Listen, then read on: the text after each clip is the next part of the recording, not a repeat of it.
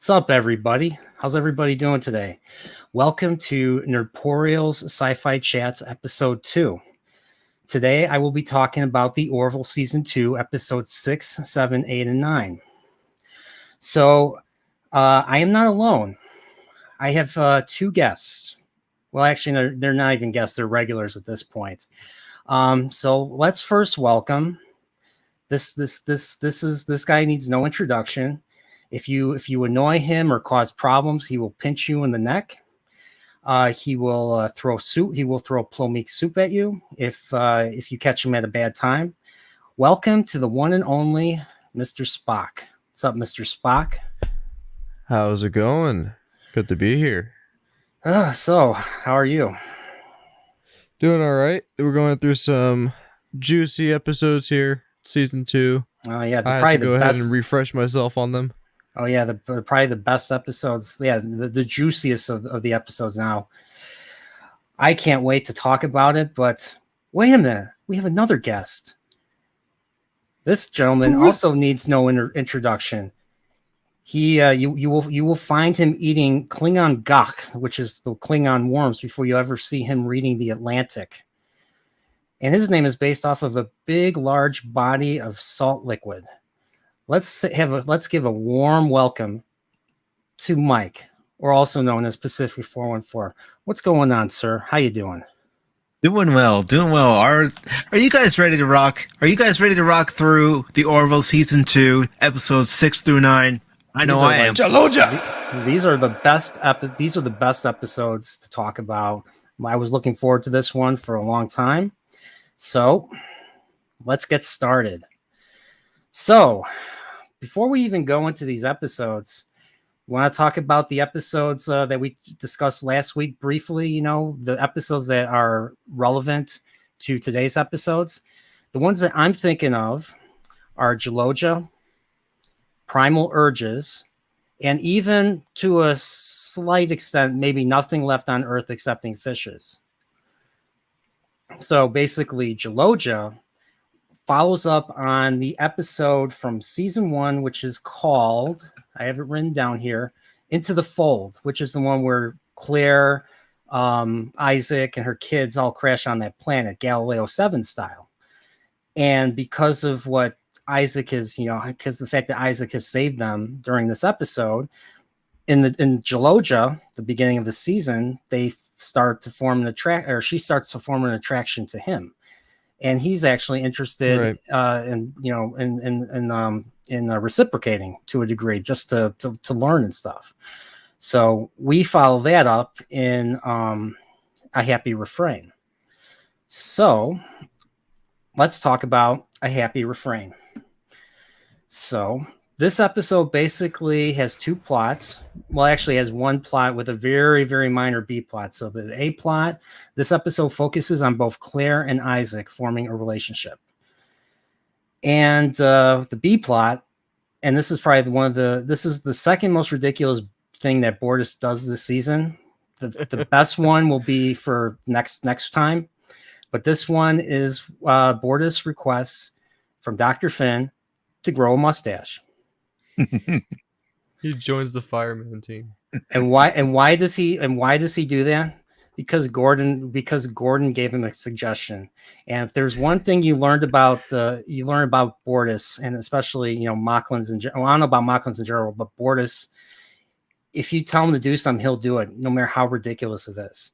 And even Ed actually tells him this is one of those things you don't want to you don't want to suggest to him.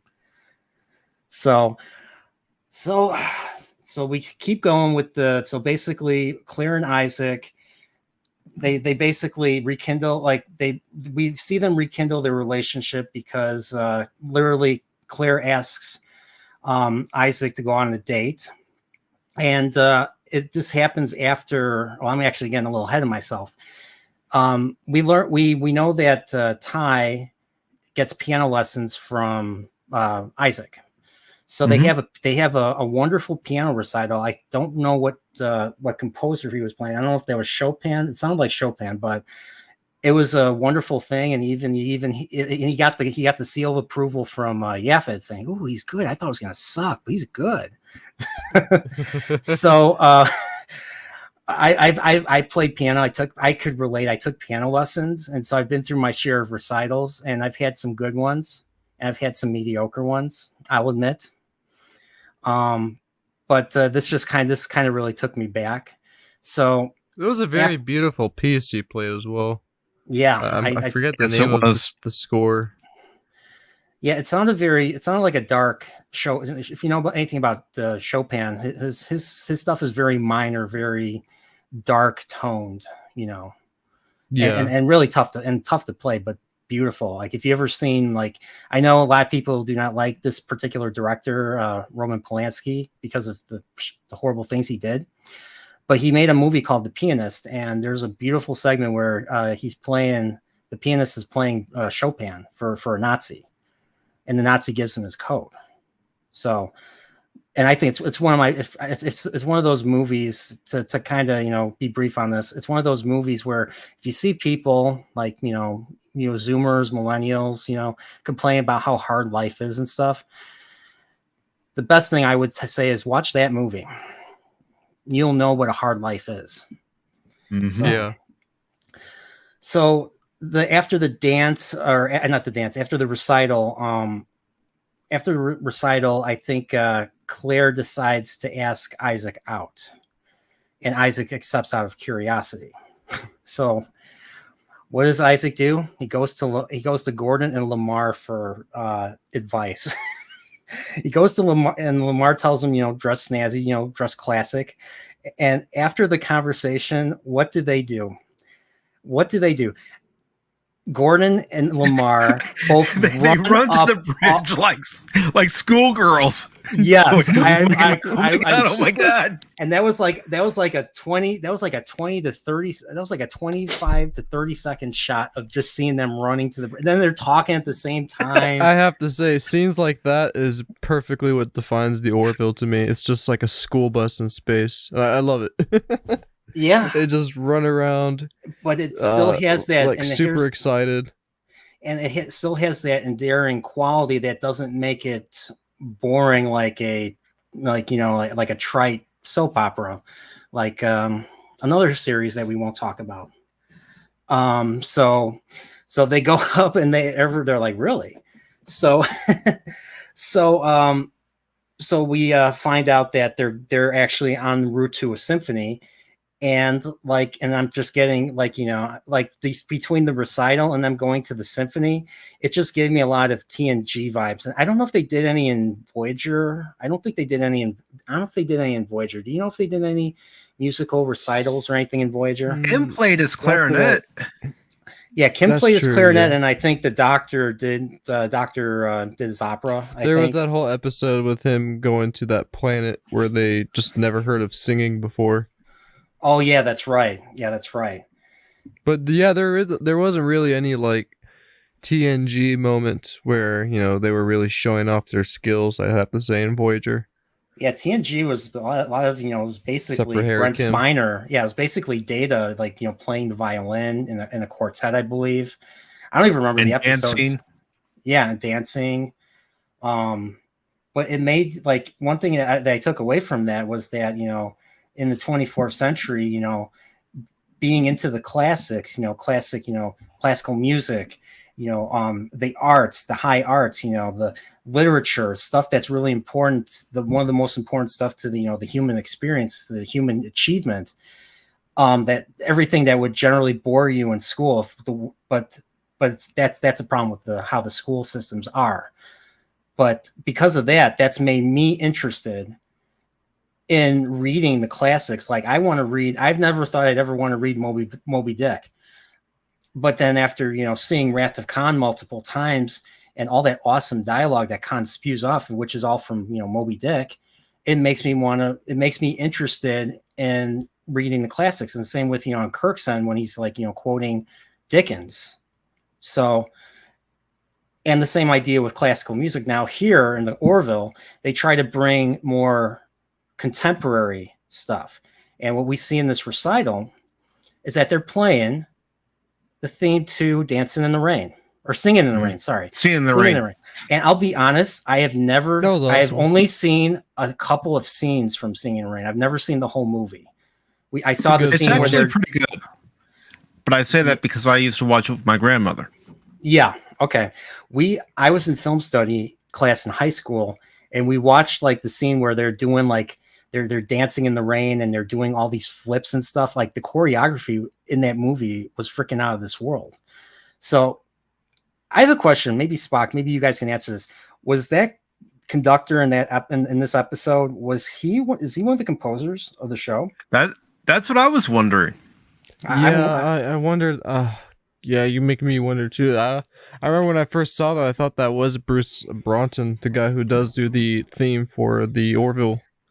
Yeah, and they have I'm gonna double check he's right not now. there's a lot of other composers involved. So but yeah, I was but like it was cool seeing like Seth MacFarlane. I don't know if I'm guessing that was a genuine reaction when they're playing Sing in the Rain. You see like, Ed just like smile because we know Seth MacFarlane's really big into like, he's really big into musical, theater, musical performances and stuff. He's a big fan of, My Fair Lady and Rex Harrison, who he basically developed Stewie.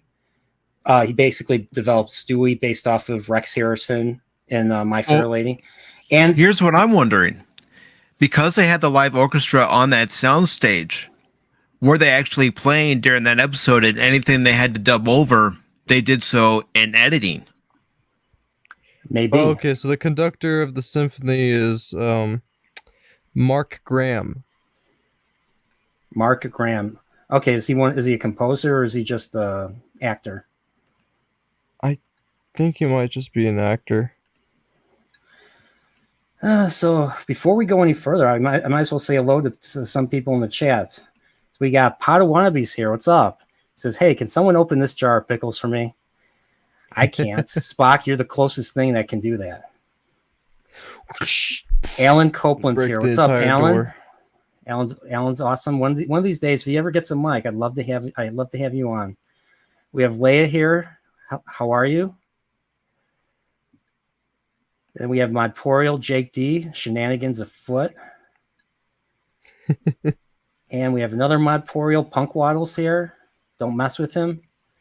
He's a punk penguin. And then we have Tim's Talks here. He says Spock on. Tim on. And we have the lovely Sherry here. Thank you for coming by.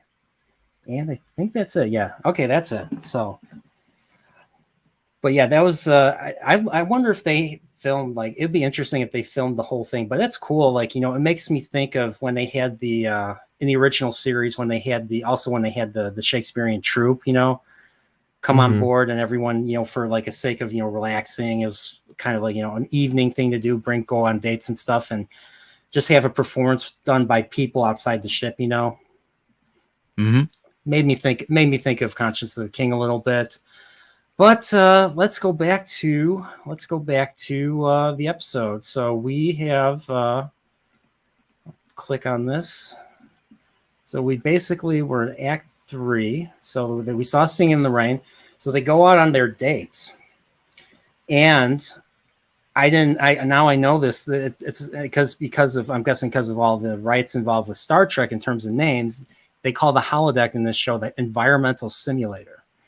So since Isaac can't eat, so he decides to take her to her favorite restaurant from Baltimore in the simulator. And the date goes wrong because, well, he literally flips over a table, or the table's flipped, and he knows everything about her. Yep. So there's none of that, there's none of that excitement that, that thrill of, going on a date, learning about the other person. Just flips the entire table. That was amazing. And luckily it was a holodeck, so like you could just say, reset the table. So the date ends, and Isaac knows that it wasn't. He's not spontaneous enough. So he gets on the bridge, and everybody's looking at him. Everybody wants to find out like what was going on and stuff. And he says, yeah, it wasn't great. So they tell him to be spontaneous, to be more spontaneous, to do something surprising. So what does he do? He makes a chocolate cake and he brings it to her quarters and enters the quarters at 3 a.m. while she's sleeping. So she wakes up and he's just standing over there over her with a cake. And Marcus and Ty are like, "What are you doing here, Isaac?" Yeah, like what are you doing here? What are you doing in the room with my mom and stuff? That's kind of how I interpreted that scene. So yeah. So she's like, Claire's like, oh, I didn't think this was going to work. There's just too much, we're just too different. You don't understand like the human, nuance of, stuff, and which leads to all these, misunderstandings or these weird, occurrences because Isaac doesn't quite understand, what it means, what it means. And he makes the biggest mistakes and stuff. So, but yeah, so basically, Isaac basically goes to Lamar again and basically asks, he basically asks them at the bowling alley, what he should do. And so basically he sends her a thing saying, meet me in the simulation. And we go into the simulation, and Isaac's there, but we see Mark Jackson. So we actually see the actor in the suit for the first time. Mm-hmm. Yeah. And it turns out to be, she's really getting a whole lot out of that little date and stuff. So what'd you guys think of seeing Mark Jackson for the first time?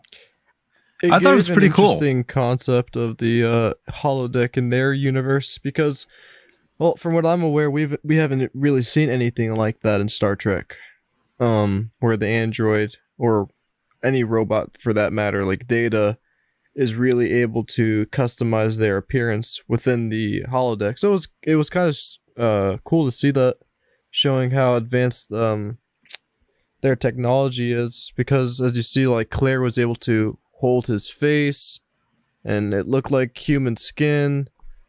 So it was interesting. I don't know. I think the closest we ever got to seeing anything like that in Star Trek was in Enterprise, and These Are the Voyages, when Riker's on the bridge of the NX-01 and then he leaves the holodeck, and the holodeck basically takes away that, jumpsuit that he's wearing, the flight suit, and you see the TNG tunic uniform.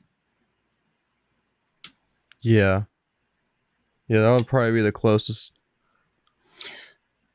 Yeah, I this was a very interesting thing to see. So, basically, the date goes really well, and it ends with them doing what Data and Tasha Yar did in Naked Now, fully functional, I guess. Yeah.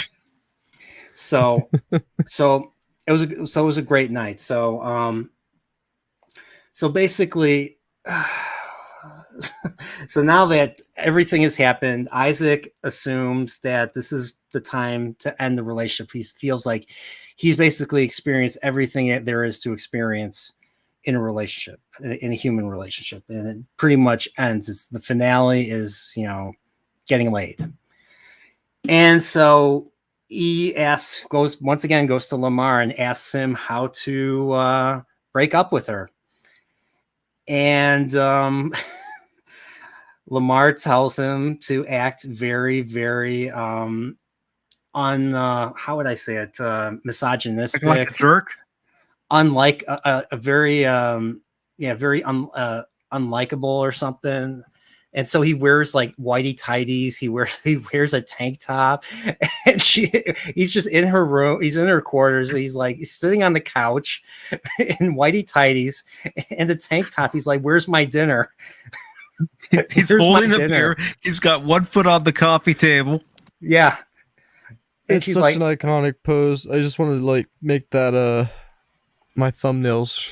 so Spock, yeah, For the so rest. Spock, maybe you want to see if you find that thing, find that. Yeah, I'm gonna go ahead and find that. I'll share your screen when you're ready, or you could just Yeah, click on yeah. it. I'll show it on the webcam here, like I was doing on Paul's. If it wants to open. So, and so Claire's like, what are you doing? Like, well, what is this? And then she's like, oh, and she realizes, oh, you've, oh, you want to break up, so you're doing this. And despite Isaac's decent, I would say well intentions to not hurt her, it fails because she does get heartbroken. Mhm. Yeah. I mean, any breakup is super difficult to deal with. So as a result, he leaves, and the next morning he goes onto the bridge and everybody's just smeared. Everybody just like ignores him. I think Gordon calls him a jerk under his breath. And everybody's pissed. Everybody's pissed at him.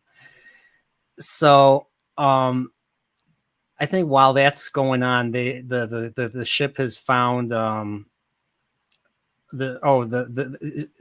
that's going on, I think the ship has found like they're like basically investigating and taking data and calculations on binary star systems. So that there's a white dwarf and there's a red dwarf right next to each other. Yeah. And so while they're doing that, Claire's really upset. She goes to the bar. I never realized this. Maybe Mike, maybe you've mentioned this, but I keep forgetting. I never realized the bartender was Jason Alexander. Yes, it is.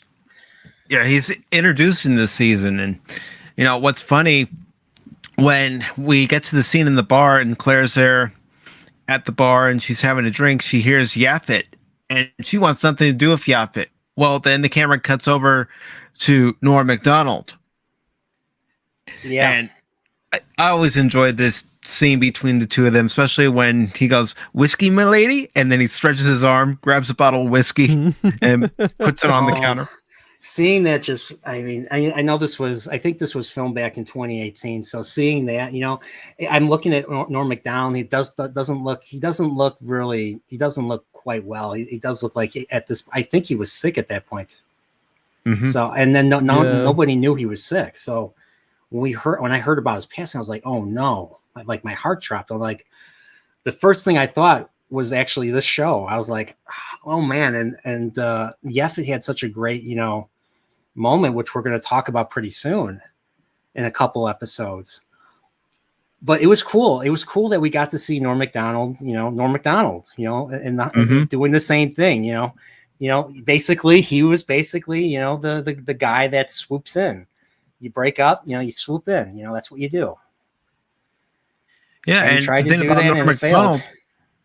The thing about Norm Macdonald, for me and a lot of people, our first exposure to him was on Saturday Night Live. Oh yeah. It's Burt Reynolds and a few other characters, and of course Weekend Update. Yeah, Weekend Update was like, and I forget, he was on at the same was he on at the same time as like Chris Farley and David Spade and Rob Schneider and Adam Sandler? Or was he on near that same time? I think it was near that same time. I don't want to say it was exactly that same time because it's been a while, but to me, that's the best era of Saturday Night Live, in my opinion. I don't know how you guys feel, but nothing beats. I laugh every time I watch. I know we're supposed to be talking about Norm Macdonald, but I'm talking about Chris Farley now. Every time I watch Chris Farley doing his Matt Foley thing in his van down by the river, it never gets old. My name is Matt Foley, and I live in a van down by the river. But the best part was when I know that was terrible. I'm sorry. When he falls on the coffee table and breaks it, and everybody's reaction, Phil Hartman, David Spade, Christina Applegate, they're all looking at him like, oh my gosh, what the heck happened? So, but you see David Spade and he's laughing. Yeah, he's like they're covering their mouths. That's how crazy it is. it's stuff like that that makes it timeless. Like I love it when actors don't know what's going on and they try so hard not to laugh. Beverly Hills Cop is another example of this, when he's talking to the lieutenant saying that they're super cops, and Judge Reinhold looks like he's in a lot of pain, like he wants to laugh, and he's continually moving his head.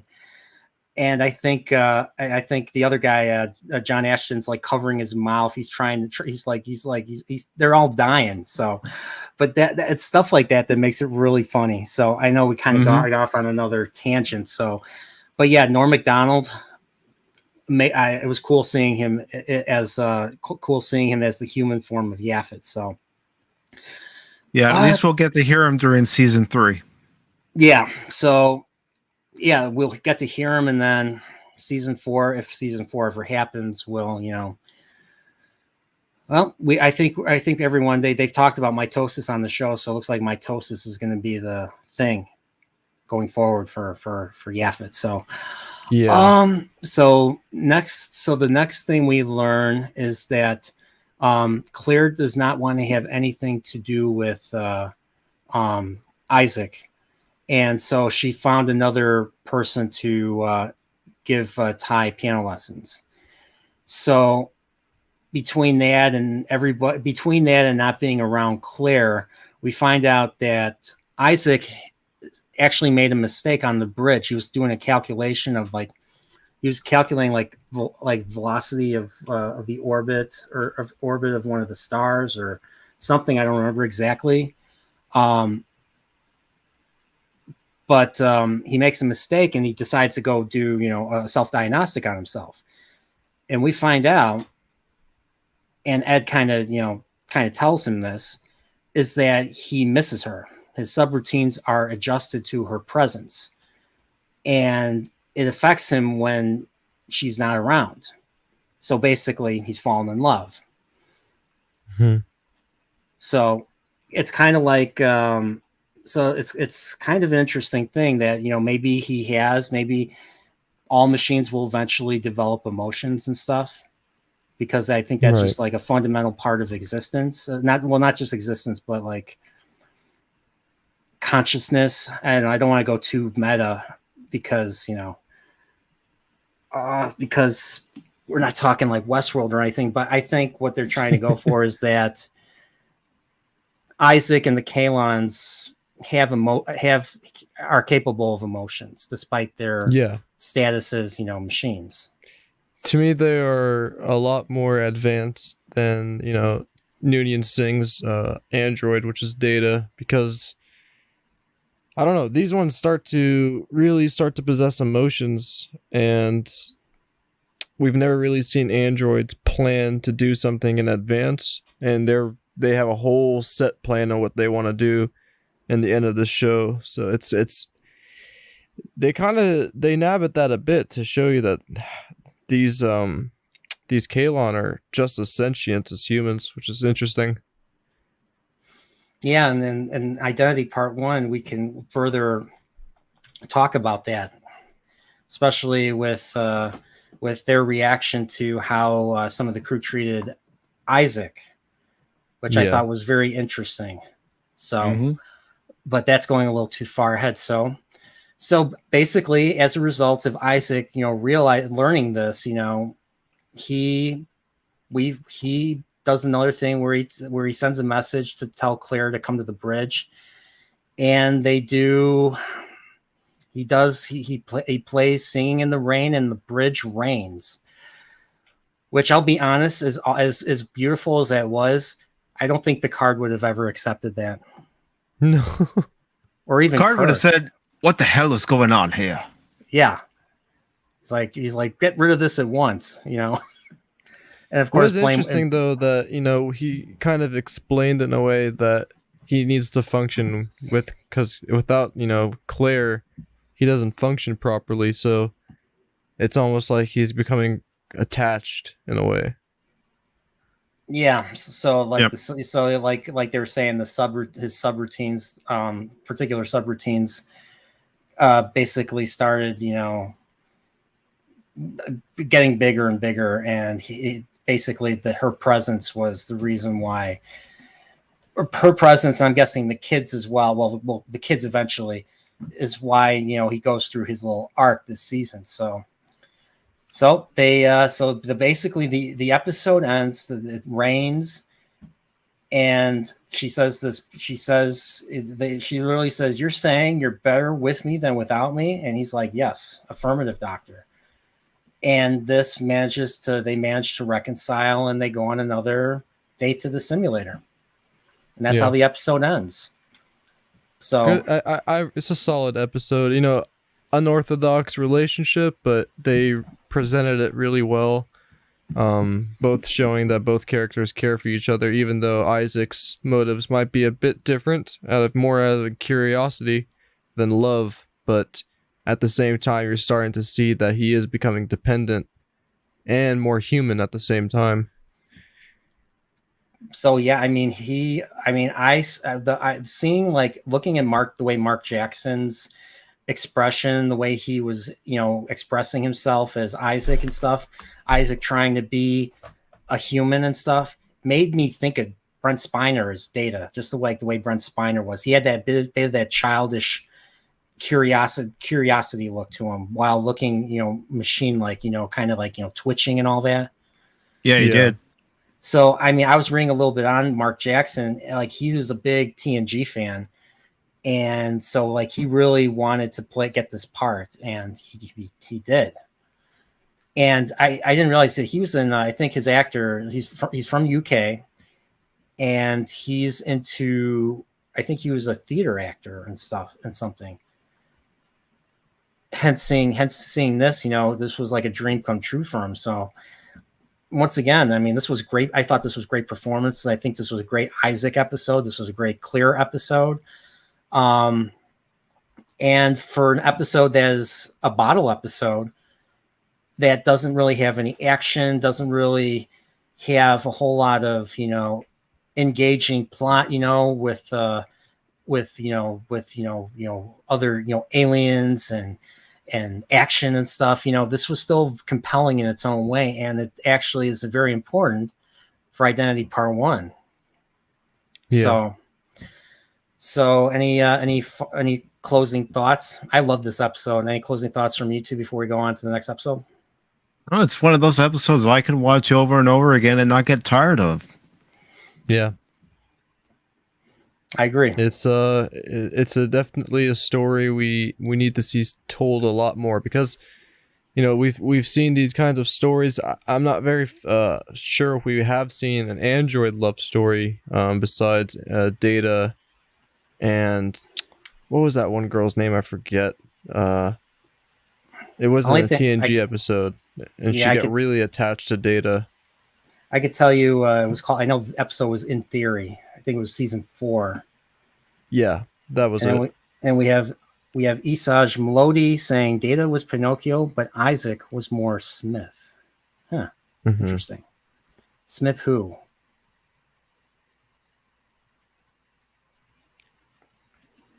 You'll probably expand on that. Yeah, definitely. So let's see. So next episode we have is Deflectors. Now this episode does not follow up on the last one, but this episode literally kind of follows up on Primal Urges. This is a Mocklin episode, but it doesn't necessarily revolve around Bortus so much, but it actually revolves around Kiali this time. Yes. So we learn. So basically, we learn that the Orville. Well, we learn that the Orville is going to be upgraded, and we meet Lokar, who is an ex-boyfriend of Bortus before he ever met Clyden. And did you and my father make an egg? Yeah, no, you're the only egg. You are my only Topa. egg, Topa. You're the only egg, Topa. So Lokar comes on board. He's an engineer, and he's considered one of the best of Mockless. Like, he's probably world renowned. And let's just say let's just say Bortus is not happy to see him, and Bortus does not. He wants to have a conversation. He wants to be able to, make some time to talk to Bortus, and Bortus is like Boris is kind of, he doesn't want to do anything with him. So, so that's part of him. That's the A plot. So and then we also have the B plot. What's the B plot? Well, Kelly breaks up with Cassius. They have different goals. Yep. They have different long-term goals, and Kelly just decides in a beautiful 1945 simulation that, you know what that looked like to me, the 1945 simulation? It made me think of a lot of Star Trek episodes. A piece of the action. It made me think of, actually did not make me think of a piece of the action, but it made me think of the Deep Space Nine episode, Far Beyond the Stars. It made me think of that. Yeah. It made me think of, remember the two-parter in Voyager where the hell are they called? I can't think that the hunters. Hirogen. The Hirogen take over the ship, and everyone's like trapped in that World War II France Nazi holodeck program and stuff. Made me think of that too, because same era, roughly same era. So it just it gave me those were the two big ones that I really thought of. So it gave me some Star Trek vibes. But throughout the episode, we'll just keep going with the Cassius plot. So she tells Ed this, and Ed's like, "Oh, I'm so sorry," and you can tell he's like happy that she broke up with him. And throughout the episode, and Kelly even calls him out on it. Yeah. So that's like the worst thing you could do. It's like that's the worst apology you could do. So so they're talking again. And we find out that Cassius has been sending her gifts left and right. He sends her a big basket full of cookies that Ed takes a liking to. He sends her a poem saying that he thinks of her. Like he sends a corny poem, like how seeing her is like the beginning of the universe or something like that. I forget how exactly it's worded, but it made me laugh when I heard that. And then Ed's like, oh, he did not, And of course, I think the final thing is we see that plant, that talking plant that's telling Kelly to make up with him. Voiced by Bruce Willis. That was Bruce Willis? I had no idea. Yes. I had no idea. That's crazy. It's uncredited, but it's him. We did miss something pretty cool though, and that was the size of the Mocklin ship compared to the Orville. And the first look at their shuttle design too, it's pretty interesting. Obviously you can tell that they carry the field when it comes to weapons technology, because they looked a lot more equipped than the Orville does. Excuse me. I noticed that the ships look like marine life, like the Orville, and especially the Mocklin ship looks like a whale. I don't know if you guys noticed that, but there's like a very marine, a very coral theme to like the ships in the Orville. I think even the Krill ships look like that too, to a degree. Yeah, they do. But hey, they look better than what you see in that thing that they're calling that thing that they're calling Star Trek right now on CBS. So, but that's beside the point. So basically, we learn that so they go through like a little battle. They go through like a mock battle, which kind of makes me think of Ultimate Computer a little bit because of the mock battle, where they're testing the new deflector shields that Lokar installed. And we learn that I forgot what's her name, the female engineer. I forget her name. She brings Kiali. Orville, not Kiali, the engineer. She brings cupcakes. She brings like Orville cupcakes, and of course Lieutenant Dan. I like how he's called Lieutenant Dan in the show, because when you think Lieutenant Dan, you think Forrest Gump. But Lieutenant Dan's like, "Oh, awesome, rock on!" I got this awesome cupcake, and he eats it, and then she offers one to Tokar and not Tokar, Lokar, and he's like, "No."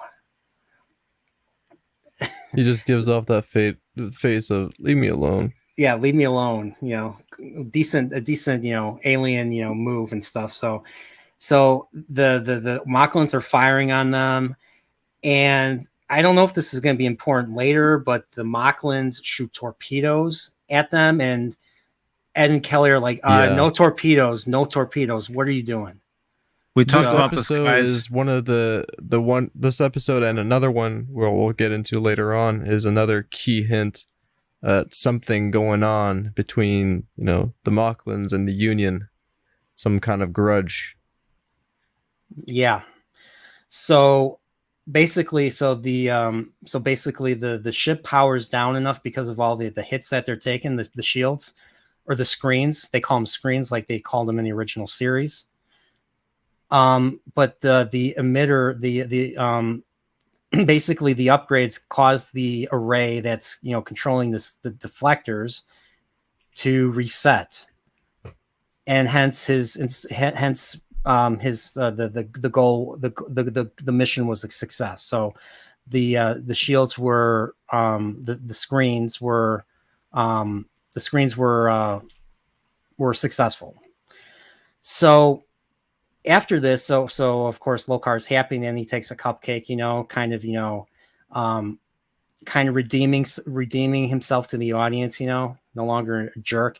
Well, he actually goes to Bortus's quarters, and Clyden lets him in. Clyden asks questions, Clyden looks like he's up to something. We're not sure what it is, but looks like he's up to something. He's up to something, yeah. And of course, Topa asks him, "Did you lay an egg with my dad?" And he's like, "No." Yeah, and he's like, "No." And I think, what does Bortus say? "You're the only egg, Topa." So you are my only egg, Topa. So we find out that Lokar is very horny because he works a lot, and we find out that he prefers the company of women, of females and stuff. So he starts. He literally comes out just and says, like, straight up, "Hey, I'm attracted to you," to Kiali. And Kiali, even though she's an alien, she reacts in a very human way. They're saying, "Oh, this is a lot to lay on me," and stuff. So, but she ultimately decides to, take him to the simulator, to the 1945 simulator, to basically show him how to dance, and they kiss, and they're being stalked by Clyden. And when she leaves to deal with the plant problem that Kelly's having, Clyden goes into the simulator and confronts him, and then it fades out. And so when she comes back, and so when Kiali comes back to the simulator and nobody's there, she looks at a playback and sees that Clyden took out a pistol and vaporized Lokar. Also, what happened before she starts her investigation is, she's kissed while Tora and her are in the simulator. He kisses her. Yeah. Yeah. So, and Clyden sees this, and hence Clyden is able to, Clyden sees this, and he's like, "I know what you are." And then that's how it fades out. So yeah, so like, they don't, like, what's funny is we know that it's Clyden that, the viewership knows that Clyden confronts him. And then right after that, we see the playback, and we see that, the characters know that Lokar was, vaporized, but they don't know who shot him. Like, there's a problem with the filter in the playback. So, and the time index of that playback was 1701.7. Now, I know that would be 5:01 in standard time, but 1701. You can't tell me that's not Seth putting in some sort of Star Trek reference. 1701? Yeah, 1701.7 was the time index. Enterprise. NCC 1701. Oh, yeah. Okay. Okay. Oh, wow. Seth, you sly dog. But yeah, that's pretty cool. I didn't know that. Thanks for pointing that one out. So that's pretty cool. So where I forget what happens next after this. So they Kiali goes on a Kiali starts investigating, or they reveal. Actually, they're in the briefing room with the captain of the Mocklin ship, and I think Kiali comes clean and says he saw me in a romantic way, and that pisses off the Mocklin. It pisses off Bortus, but it pisses more off the captain, and it pisses off the captain. So it gets into there's a heated Bortus. Yeah, there's a heated exchange right there. And like Kiali starts saying, your culture's a bunch of bigots and stuff. And then now, if this was Star Trek Discovery or Star Trek Picard, the captain would just be silent the whole time, and she'd be right. There would have been unnecessary profanity. Yeah, and of course, there'd be no flat back for that. So, but in this show, because this is a desperate situation, Ed acts like the captain and tells her to stop and to go in the other room. So and still tries to be diplomatic with the Mocklins. You don't want to have any problems with them. So yeah, because they're the biggest supplier in the weapons for the Union. Kind of be screwed if they're not helping you out anymore, especially with the Krill attack. And yeah, and I think Kelly and Ed are at dinner. Now I know this is later in the episode, but they say that that fundamentally that their cultures, their values are like polar opposites of each other. Mm-hmm. And that, but the thing is that they say the Union says a pretty needs good them. Quote too. He's like, "How long can a relationship with a culture like that last?" And that was like the biggest hint I think we were given about the Mocklin foreshadowing. Yeah, that's exactly what I was thinking too. So that's going to be, I think we're definitely going to see that in season 3. At least I hope we do. So, and then we got a pretty good confession scene from Bortus in this next part. Bortus. Well, basically, Klyden proclaims his innocence. So, Klyden says he did not shoot. He did not shoot Lokar, but he did say that he was going to, expose him and bring him to the authorities and stuff. So, and of course, Bortus believes him, and we find out that Bortus knew all along. Yeah, and pedaling back a bit, it's interesting to note because, like, when I first saw this episode, I completely believed that. When they scrambled the image and it was Klyden, I'm like, wow, he really killed him. But then after his confession in the brig, it's like, well, that makes more sense for his character. He probably wouldn't kill him. So that's where the whole mystery starts to happen, because it's like a conflict with Klyden's character. Like, sure, he might kill him because he's very bigoted towards that. And we see that, and he stabs Bortus in like few episodes ago, like an episode in the. So you can tell he's very strong to his roots. He won't let anything like that slide. So it's a kind of a conflict there. You don't know if he killed him or you don't know if he's telling the truth really. But I think what clears it up is when Bortus says, "I believe you."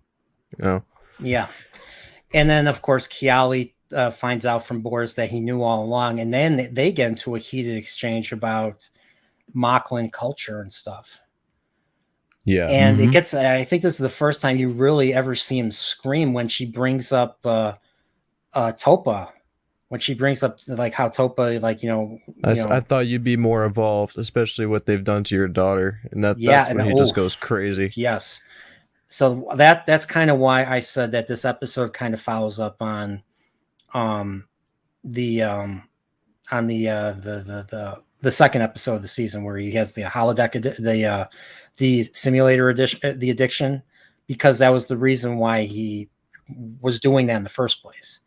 So, which goes back to season 1 about a girl, probably the most important episode, probably the most important. Probably. Yeah, it's up there. It's basically up there. There's with bound to be more, but that's easily the most controversial episode in the entire show. Yeah, And what's funny is that episode, I didn't realize that episode's quite a bit compared to The Outcast from TNG. The one with Which was that again? That was the one with the what were they? They were like a single. It was a similar race. They were all the like single gender species, and they kind of corrected them if they felt any way different. Yeah, and Riker falls.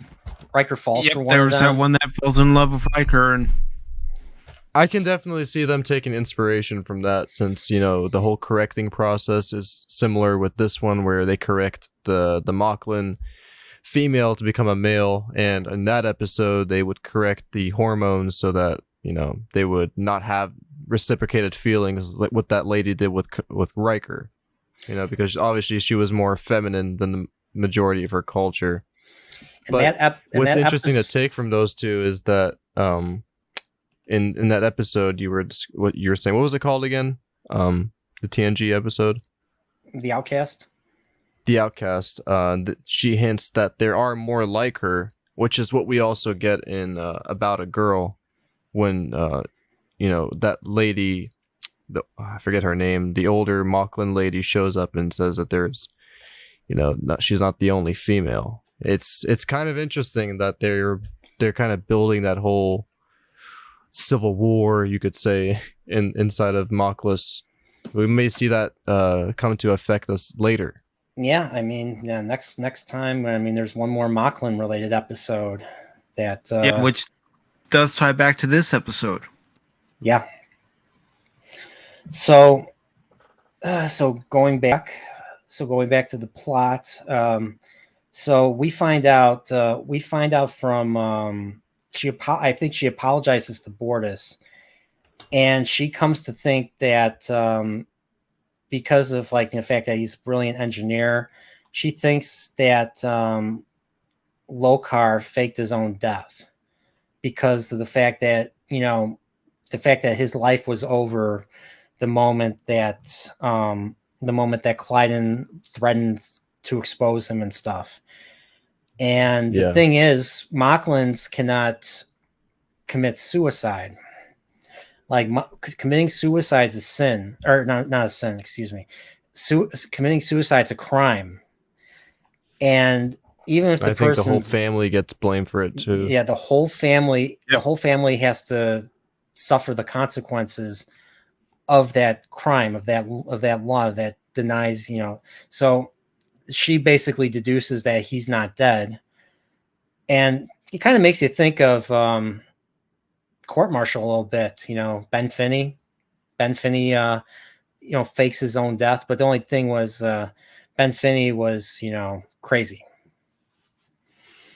and jealous at the same time, and borderline psychotic. So, but it was the same idea, you fake your own death and you hide on the ship. So, in this case, Lokar was hiding in a shuttle or something. Yeah, he was using the shuttle's own cloaking device to mask him. And basically, this is a very sad, to me, this episode ends on a very sad note. Lokar basically rejects. He's brought into the courtroom.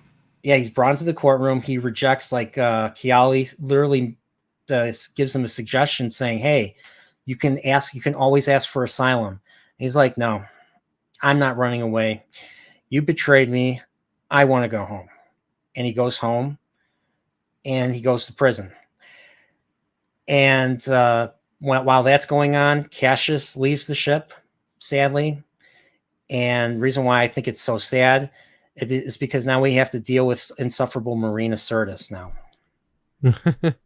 But I just wanted to say back to that episode, before he's taken to the courtroom, he brings up, a very hard argument, he says, about Klyden, because the whole deal is the reason Kiali wants to turn him in is because Klyden is technically innocent, and he's about to be thrown into the brig for murder, which is a serious charge. And he says, well, does he not deserve it?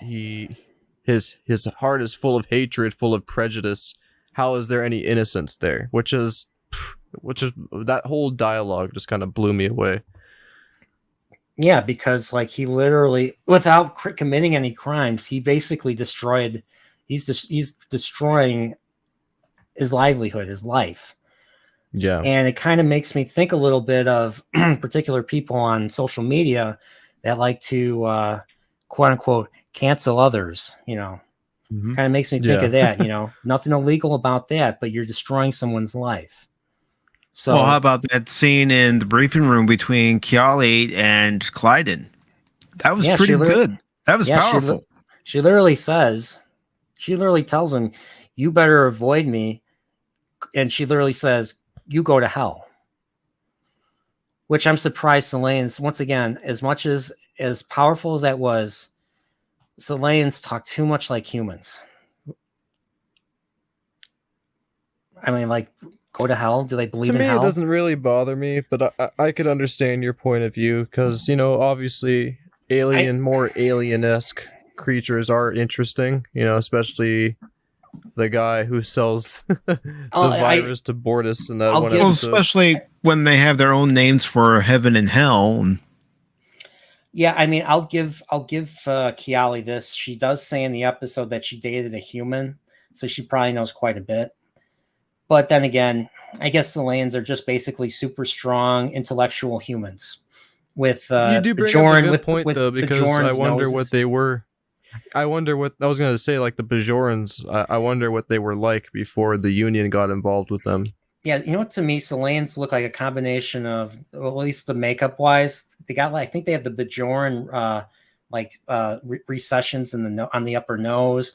I think they Yeah. have very similar ears to the Vorta, Yep. and I think they As have stuff on different their as those foreheads. species are, I think that's what they're trying to be, like the Bajorans in the show. And I think their ears are kind of pointed too, so maybe a little bit like the Vulcans, and of course, the strength. They have the strength. The high strength is an equivalence. Of course, Salayans are probably way stronger than the Vulcans. thing about the Zileans, right? I was like, oh dang, okay, they're strong. I can understand that they have a different sense of gravity. But when she jumped super high, Alara in that one episode, I believe it was the first or the second one, that just blew my mind. I was like, dude, these are like Hulk creatures. You don't want to mess with them. So I got a question. I have a question for you guys. Do you think we'll ever see Lokar again? I think there's potential that he could come back, and especially There's a strong possibility. And because he's an engineer, I think he would be. They would need him now. I think that maybe there's an episode where they try to get him. Depends, because then they execute him. I don't know if they execute him. I think he just goes away. Maybe there's a way they can bring him back.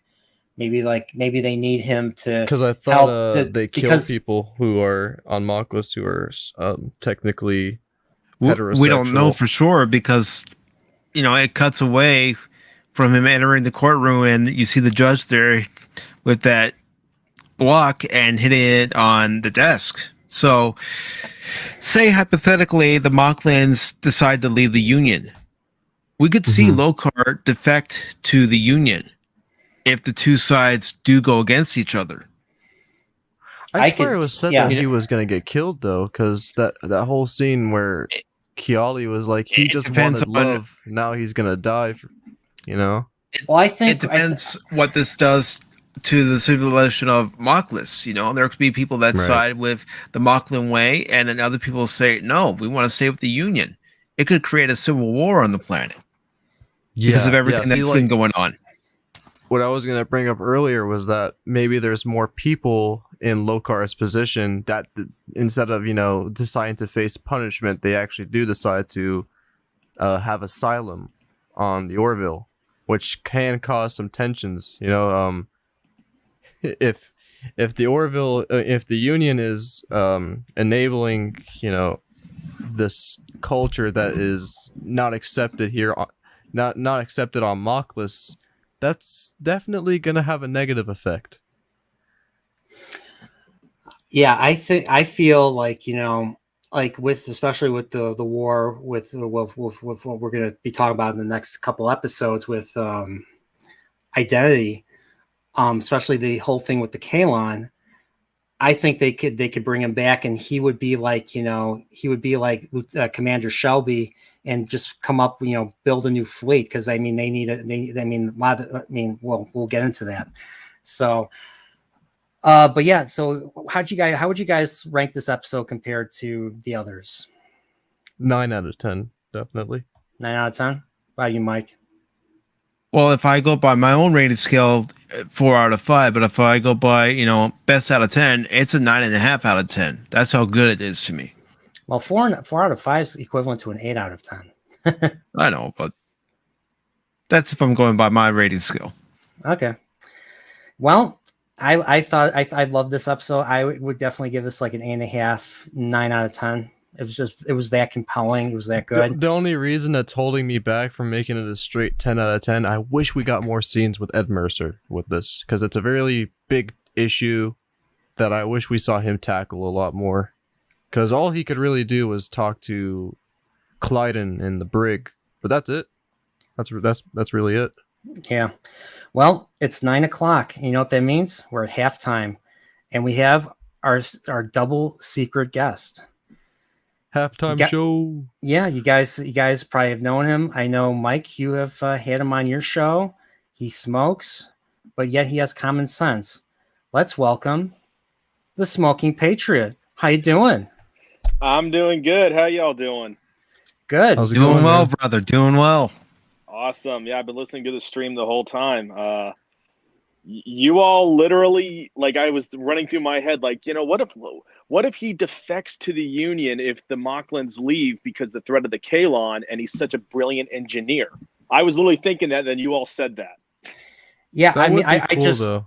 Yeah. I thought about that rewatching it today. I would not have thought about that otherwise. So, Because when I watched the end of the episode, I really wish he didn't die. And if that's the case and he doesn't, that would make me really happy, because he has a big part he could play in the Orville with improving their systems and helping them against the Kalons, if not the Krill too. well, Spock, remember the rule of television: if you don't see them die, they're not dead. True that, yeah. So, Yeah. so Smoking Patriot, what do you think of these two episodes? I'd love to hear your thoughts. This one I would say it's a bit of a, this episode's a little interesting. It's got a little bit of the detective vibes to it, because the whole investigating the murder. And then it's got multiple facets to it. It's got a little bit of kind of like an old crush mixed with a little detective, mixed with the whole upgrading of the systems. It's kind of got multiple facets to it. This episode, if I had to go 1 out of 10, I'd say it's a solid 8.5 for me. I loved how the like you were talking about the whole mystery. I loved how that completely subverts expectations. Like you would think that after seeing that, you see Clyden, confront him, and then it fades out, and then you see a figure shoot, Lokar. And so us as the viewer think that he killed him, but we find out that he didn't. Mm-hmm. And I thought that was brilliant. Yeah, it was Good very writing. well done. Very DS9-esque, because wasn't there several episodes in DS9 where there was kind of like a noir-esque detective theme? There was like 1 or 2 episodes Yes. in DS9, I think. Can't remember Especially which the one episodes specifically. involving Odo as the main character. Mm-hmm. Yeah. No, this is a great. I mean, there's only one episode that I'm not the biggest fan of with Orville, and it's only because of just where it's placed in season 2. That's the only reason why it doesn't rank as high for me. I'm not going to spoil it, but where it is out of place. You probably can guess which one I'm thinking of. But other than that, I don't think there's a bad episode of the Orville. I cannot think of one where I'm like, that's a 6, that's a 5. I mean, the lowest you could go is maybe 7.5, I would say, for the lowest on an Orville episode. Yeah, the one that I really didn't like was the birthday cake one. The one where they get arrested for having a birthday Chiliacs. on as like in November. The Jilliac. That annoyed me. That one annoyed me because it was like going in such a good direction, and then bang, Yeah. turn, you know. Yeah, it's like negative. it's like they want to reach out to the stars, yet they're closed-minded about their Yeah, they're so astrology. close-minded. I'm It's like, like this how? doesn't make any sense. And then they became Yeah. totally unlikable, and they're dismissive of Mercer. And I'm like, dude, 'Cause I the guy's kinda got a compared it ship to the orbiting your humans, right? I planet. He mean- can destroy you. I would be careful. Seriously. I would be careful. Yeah, because it's like true, they're like different. They're different species, but I really compare them in human standards. And if we were to contact aliens and say one day they did come by and shake our hands, are we really gonna discriminate them based on our own cultural, divides that we go off every day in? I don't think so. They And don't it's even what- apply to that. And especially if the aliens have a ship orbiting your planet with weapons that are superior to anything, stuff that you can't even defend yourself against. Come on. Yeah. So, But the But then main again- thing about the Union is they don't tend to threaten, even though they have the biggest weapons. That's one thing I really respect about the Union. They because they're very much like the Federation in terms of peace and curiosity. so they kind of have their own version of the Prime Directive. So, They don't even have one, I Yeah. think. That's the well, whole I mean, thing. they have their own version. They have their own kind of non-interference thing. I don't know exactly what they don't. Obviously, they don't call it the Prime Directive, but It's Yeah. definitely gonna be evolve into that though, because I'm already seeing some instances where I forget the episode name, where they go down to the very less evolved civilization where their same clothes, they kind of look like a a group of peasants, and they just walk around. Are you and talking start about the talking to episode people. where they worship Kelly? Yes, that one. And it's like, well, dang. Okay, Well, so I'd worship it's her an too. I interesting- mean, come on. yeah, it's Adrian Palicki. I mean, what's there not to like? It's an interesting dilemma that we could probably see in the future of the show, where we eventually see the Prime Directive be born, and the reason for it is because the Orville did something pretty stupid. Yeah, that Yeah. could be. So, Yeah. So, are you guys ready? You guys Let's do it. I'm ready. for Identity Part 1? Let's crack the knuckles. Crack the All right. knuckles. This is probably one of my favorite parts in Identity Part 1 is this 3D chess thing that Isaac and the kids are playing. Yeah, Can I just say one thing about this 3D chess thing? It did, in a way, remind me of Tongo, the game that It they does, play yeah. on Deep Space Nine. Tongo? I'm trying Yeah. to. Is that where they play Tongo? I forget. In Quark's Bar. Dax Was it likes that to play one with where him. they That's all different. get, That's like, different thrown from into Dabo. that- That's different from Dabo, right? Yeah. Yeah. Okay. It's 'Cause I that, think it's that Dabo weird is- episode, right, where they get thrown into that game, and Cisco, Jadzia, Kira, I forget who else was there. They're all just kind of stuck in that game board. No, it's not that one. It's one where there's this tray that spins around and you throw Latinum in, and they're, saying call, evade. It's basically a game Oh, on how Dabo. to earn profits. No, it's not Dabo. I'll bring it up. Oh. Give me a second. No worries. But yeah, this is called Boladon discs. So Boladon discs. people compete to stack discs on different levels to change the level's color to the players. Huh. Mm-hmm. Yeah, it obviously made me think of 3D chess in the original series. So without the It made me holograms. think of something totally different. Do you remember as a kid when you had like the little spinning thing of like the plastic discs, and they were all in different kind of like layers as you would spin them, and you would try and drop a quarter to get to the bottom, and you'd win like a little prize. You'd see it maybe in convenience stores, sometimes arcades. Hmm. Yeah, it was something kind of like it made me think to something I saw as a kid. That's pretty cool.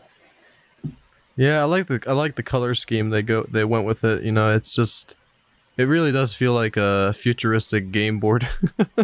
Oh yeah. Yeah, it does. So I don't know if I said hello, but we have Pop Culture Mechanic here. I've seen he comes by How's quite it a bit going? on my game streams. We have AJ Wyatt here. Thanks for coming by. He's listening and cleaning. And I don't know if anyone else is here. I don't think any other new faces are here. So welcome everyone. Thanks for coming by. We're going to be talking about Identities Parts 1 and 2 right now. So the episode basically starts with Isaac playing Boladon discs with Ty and Marcus. So their relationship has gone forward, and basically out of everyone else on the ship, and this was mentioned in the previous episode, Isaac's the only one with a stable. Him and Dr. Finn are the only ones with a stable relationship. And hence, that's kind of why Kiali decides to, go out with Lokar. Because there's so many unhappy people in the universe. Why spoil the chance of something good happening? So, but let's just say this relationship is short lived as Isaac just collapses. His eyes flicker out, and he is I'll be right back, down. guys. All right. Where's Mike? So basically Isaac, they don't know what's wrong with Isaac, so they appeal to Admiral Halsey to take Isaac to Kalon, and Kalon 1, the planet, is basically kind of like the same idea. Is like you cannot go there. It's forbidden to go there. It's forbidden to approach the planet. Kind of like Talos 4 towards Kronos. or it's like going to Talos 4. It's one of those things that there's severe consequences if you do. So what we do know is that Kalon is not part of the Union, and Isaac was there just as an observer. So what was he there to observe? Well, we'll find out. So Admiral Halsey gives them permission to go to Kalon 1. They arrive, and we know that something's up because when they try to communicate with them, the Kalon don't answer. And all of a sudden, out of nowhere, we see this big scanning beam going all the way across the cross-section of the ship. Really cool, by the way. And you know what it made me think of? You know what that scene made me think of? What did it make you think of? With the board. There was a Star Trek Voyager moment in Scorpion Part 1 where they had that green scanner beam going completely across the room in an ominous way. Now, I didn't realize this. I thought we saw this in TNG, but no, it was actually Voyager where we first see that type of scanning beam, and they showed that exact same type of beam, different color. Could also think a lot more destructive. I forget which episode it was in Enterprise where something similar happened, but it destroyed basically all of the consoles around it. Yeah, exactly. And welcome to Offnix. He says, "Hail to some weird Nerdporeal guy, shameless, I guess, and the rest of the chat, and of course you guys too. I'm sure you've met. Welcome, also Offnix. Welcome. So thanks for coming by. So let's. So basically, the goal of, besides taking Isaac to Kalon to help him to revive him, they have another opportunity. They can ask directly if the Kalon want to join the Planetary Union, because of course the Krill are the biggest enemy of the Orville universe, right? Mm-hmm. Right. Yeah. So so basically we meet Kalon Primary, and he basically by the way, before they even get there, we realize the effect that Isaac's quote unquote death or shutdown has effect on the family. Like I think Ty and Marcus want to talk, just like they try to talk to him when he's out. And of course, Claire is like, please, she literally, like, when they're gone, when she's alone with them, she's like, please don't die. And so we start to feel some emotional weight behind what's going on. So had this been New Trek, they would have never developed this prior to this, and it would have been done horribly. If you notice, when they're arriving on the Kalon homeworld, the music sounds a little bit like Jerry Goldsmith, a little bit like John Williams. You even hear very much John Williams. Yeah, I was gonna say that one Gone sound that you hear in Star Trek: The Motion Picture. Mm-hmm. I heard James Horner. Yeah, I heard some Wrath of Khan type of riffs and stuff. James Horner stuff. Like they're really trying to, like, he literally, I think McFarlane literally told the composers to try to at least emulate, the best of Trek, and it Yeah. works. It works, Mhm. and it makes once again, it makes me feel like this show is truly the heir apparent to Star Trek. Visual effects yeah. were definitely stepped up in this episode too. The Oh, part where yeah. they're entering the atmosphere into Kalon, and they see, the It looked giant, like- obviously the amazing CGI looking city, looks great, but not that Yeah. the Made you scene think where of- it's almost like taken. It's like there's like a scene where the camera looks like it's outside of the glass where the bridge is, and you can see the ship just entering the atmosphere while Gordon is piloting it.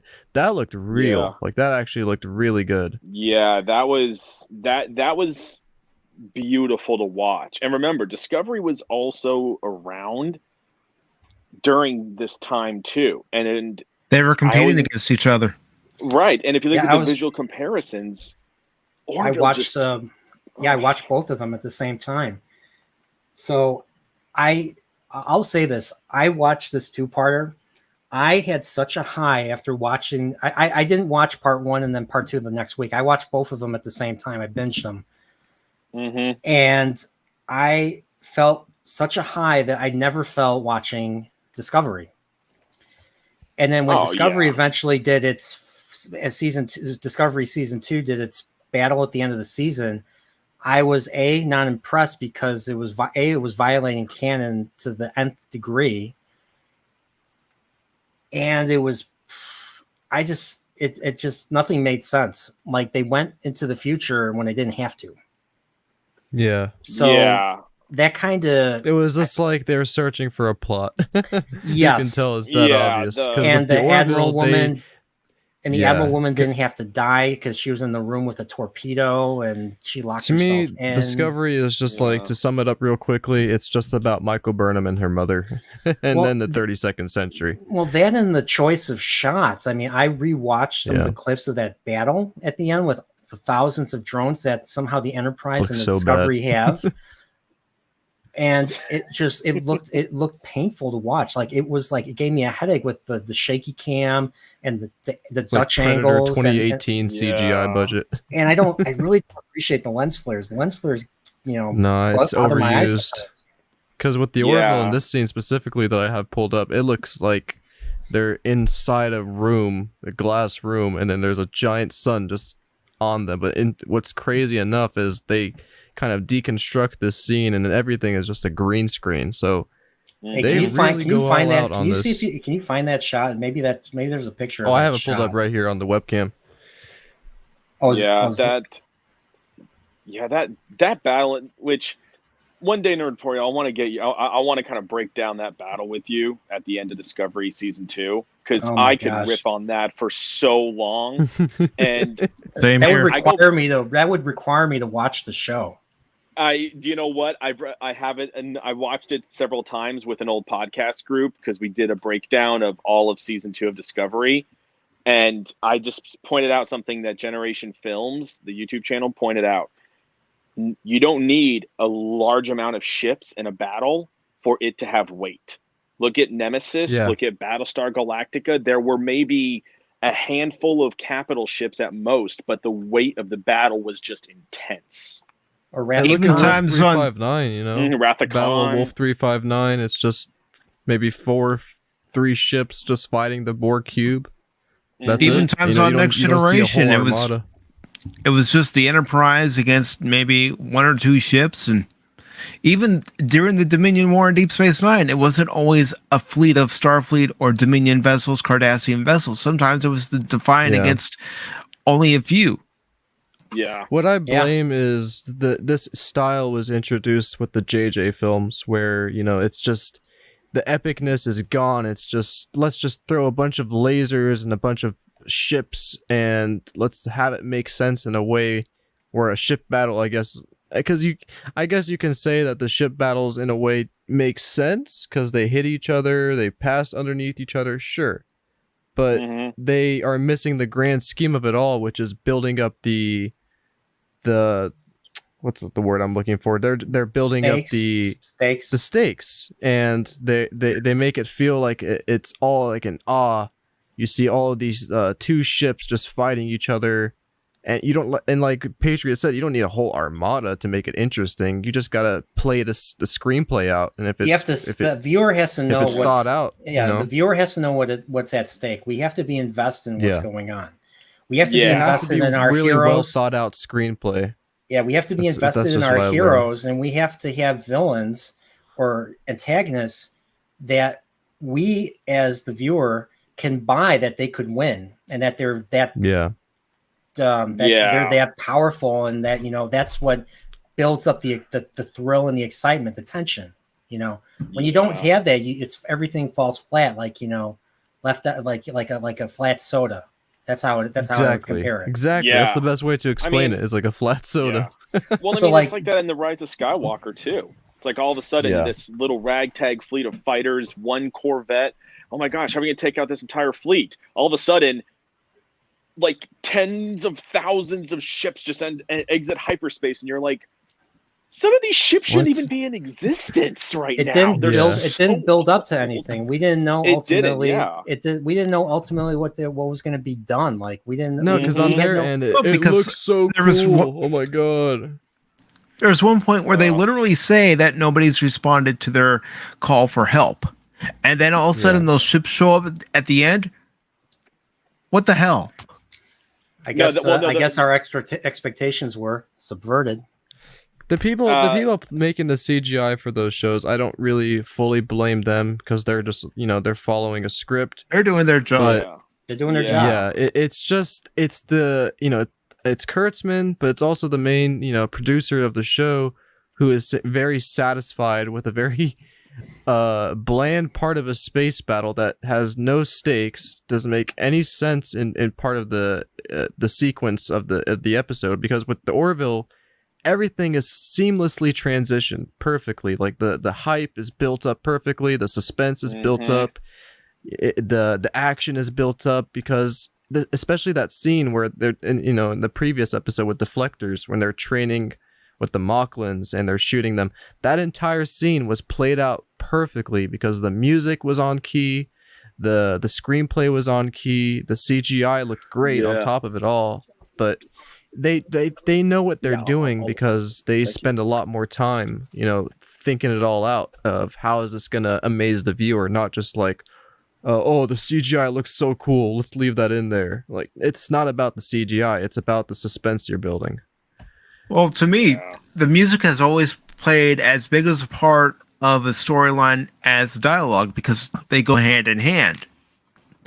So when you're hearing, certain cues in the music change and it's going along with the dialogue, it really helps move along the story, and it really helps communicate to a viewer like us, things are happy or things are starting to get intense.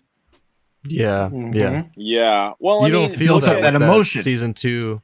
You don't feel that with that Discovery Season 2 space battle. It just feels like a cluster. I don't know if I'm the curse, but But what's funny? I know you guys have already said this, but it's actually that did not kill my interest in the new Star Trek, or in the new Trek. You guys all know what that is.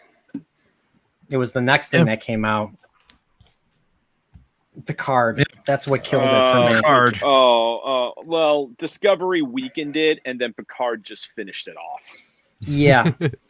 Because it just showed me that they are willing to fundamentally change a character for the sake of something that is uninteresting and uninspiring. I'm sorry, but Picard was anything but inspiring. Every episode he was inspiring in some way, whether he was giving a speech, he's talking about in Drumhead, his famous speech where he's like, with one link, with a single link, the chain is forged, and anyone that trons on our freedom, we're all damaged. And that was said, and of course he quotes, Admiral Judge Aaron Satie, the father of the Admiral, and that was such a great moment. And now we're going to, I'm sorry. I should not have spoken out of turn. Part 2. Yeah. Once we get into Identity Part 2, they really Oh. trash on Discovery just by showing how much better they can handle, a boatload battle. of ships. Yeah. Oh yeah. There was Oh. there was My- there was there was so much there was so much Deep Space Nine in that battle. I don't even, we'll get to it when we get to part Yeah, two. So it's a good scene. Yeah, I yeah. know. all right, so back to Identity Part 1. So the Orville is basically has arrived at Kalon 1, and Kalon 1 looks exactly like Coruscant. So the big, I'm guessing the entire planet's a city. So they go. It's a very Star Wars looking city. Even the subterranean eras made me think of like Star Wars Clone Wars a little bit, maybe even Rebels to a degree. Cybertron, there you go. That's another one. But they land on the planet, and we meet Kalon Primary, who is the lead Kalon, I guess, the primary unit. And we find out that Isaac's mission is done, and that's why they deactivated him. So I love what Ed says though before. He's like, "You guys have any chairs?" yeah, do you guys have any chairs? There's a shortage of chairs. And before I go any further, we have Ruben. Mr. Ruben Haynes is here. He says the Orville is amazing. How's it going, man? Welcome. I met him in Vegas for the meetup that we did. So he's pretty cool. He's a pretty cool dude. Definitely, he has a channel. Check him out. If one of you Nerdporeals can link his channel, that would be great. I think he has a YouTube channel. I think I'm subscribed to it. So yeah, definitely check him out. He's pretty good. So Right, back everybody. to 3/22/2022. Don't forget the date. What's that? Orville season 3. I thought it was March 10th. Oh, sorry, 10th. I mixed up. Yeah. Wow, Spock. Don't forget the date. I'm obviously behind on my Plomex soup, so don't pay any attention to me.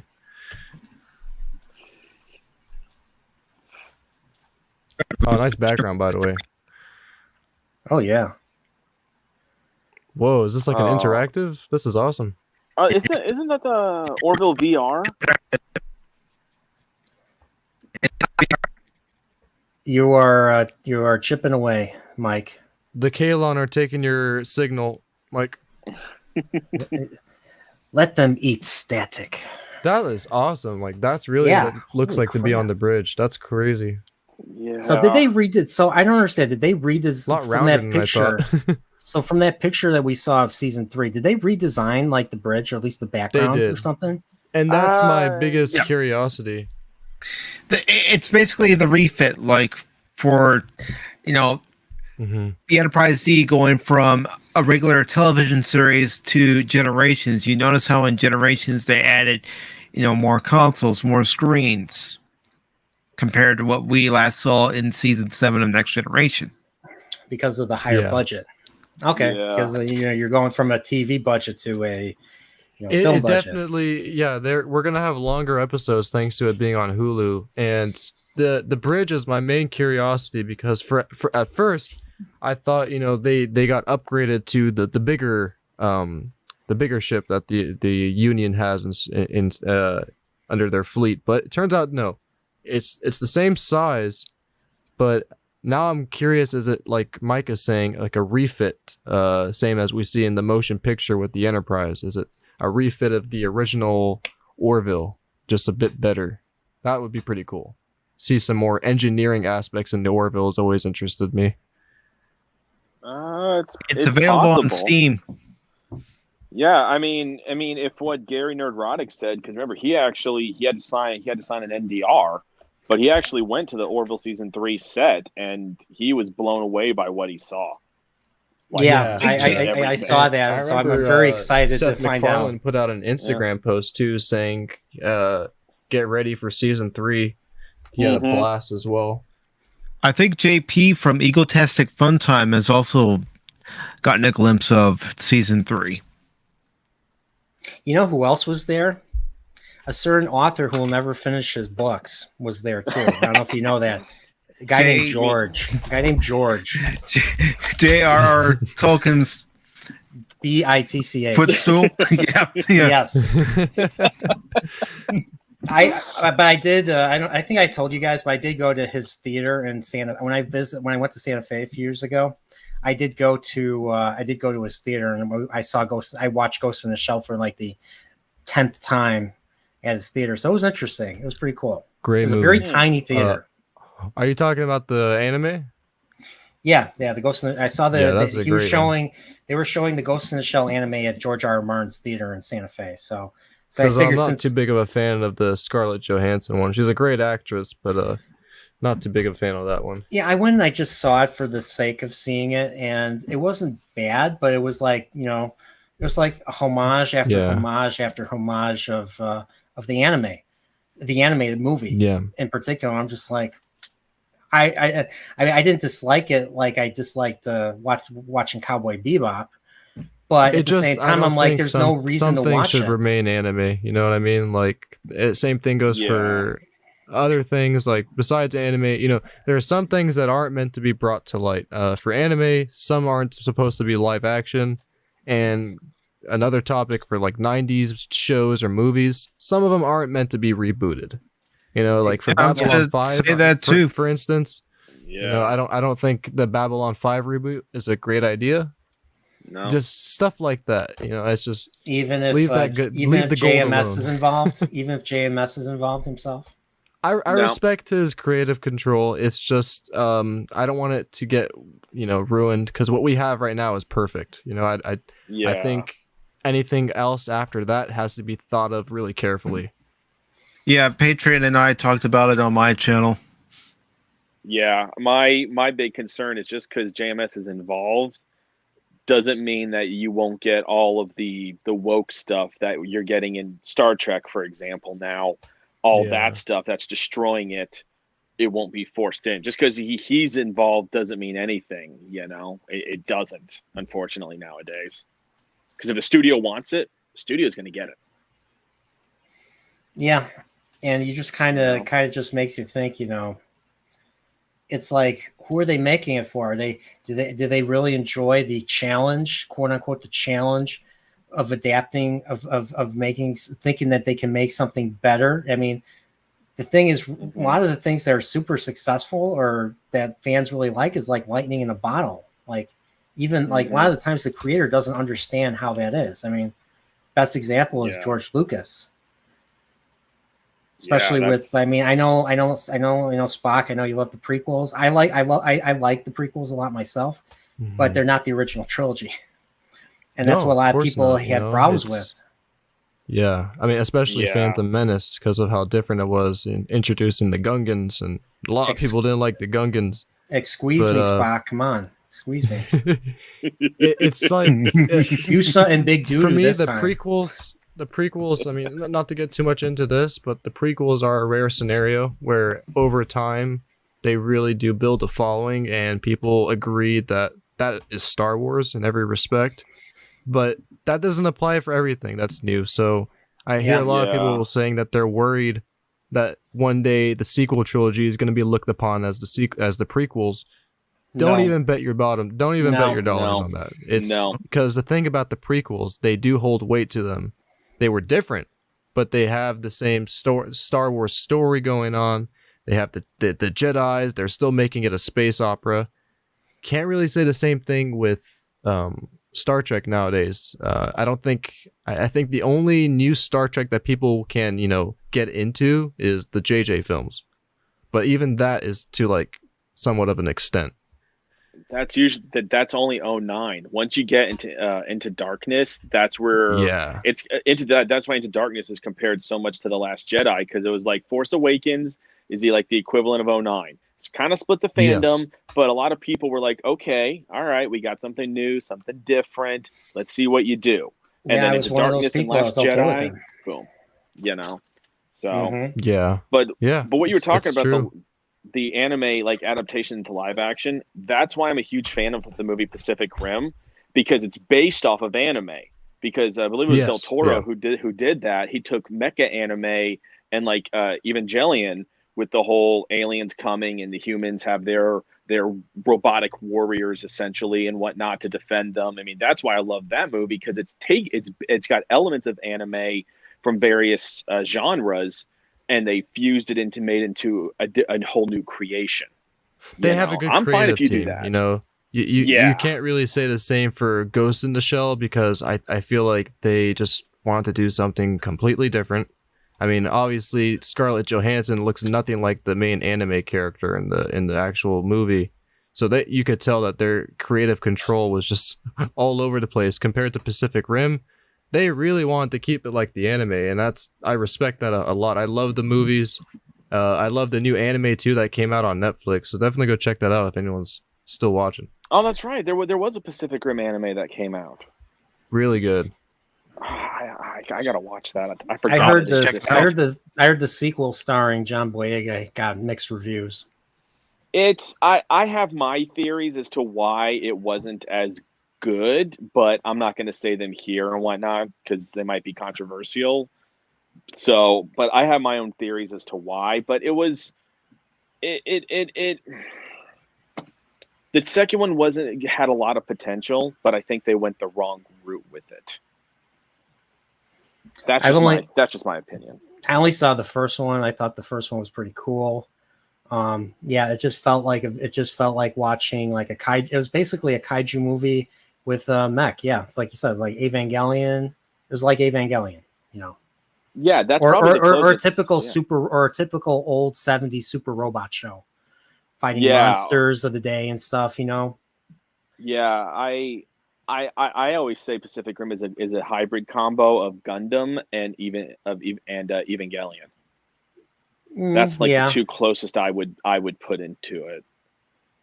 Yeah, I mean, yeah, I could see that. Even though Gundam is mostly space opera and there's no kaiju and Right, it's no, but I'm mostly in talking space.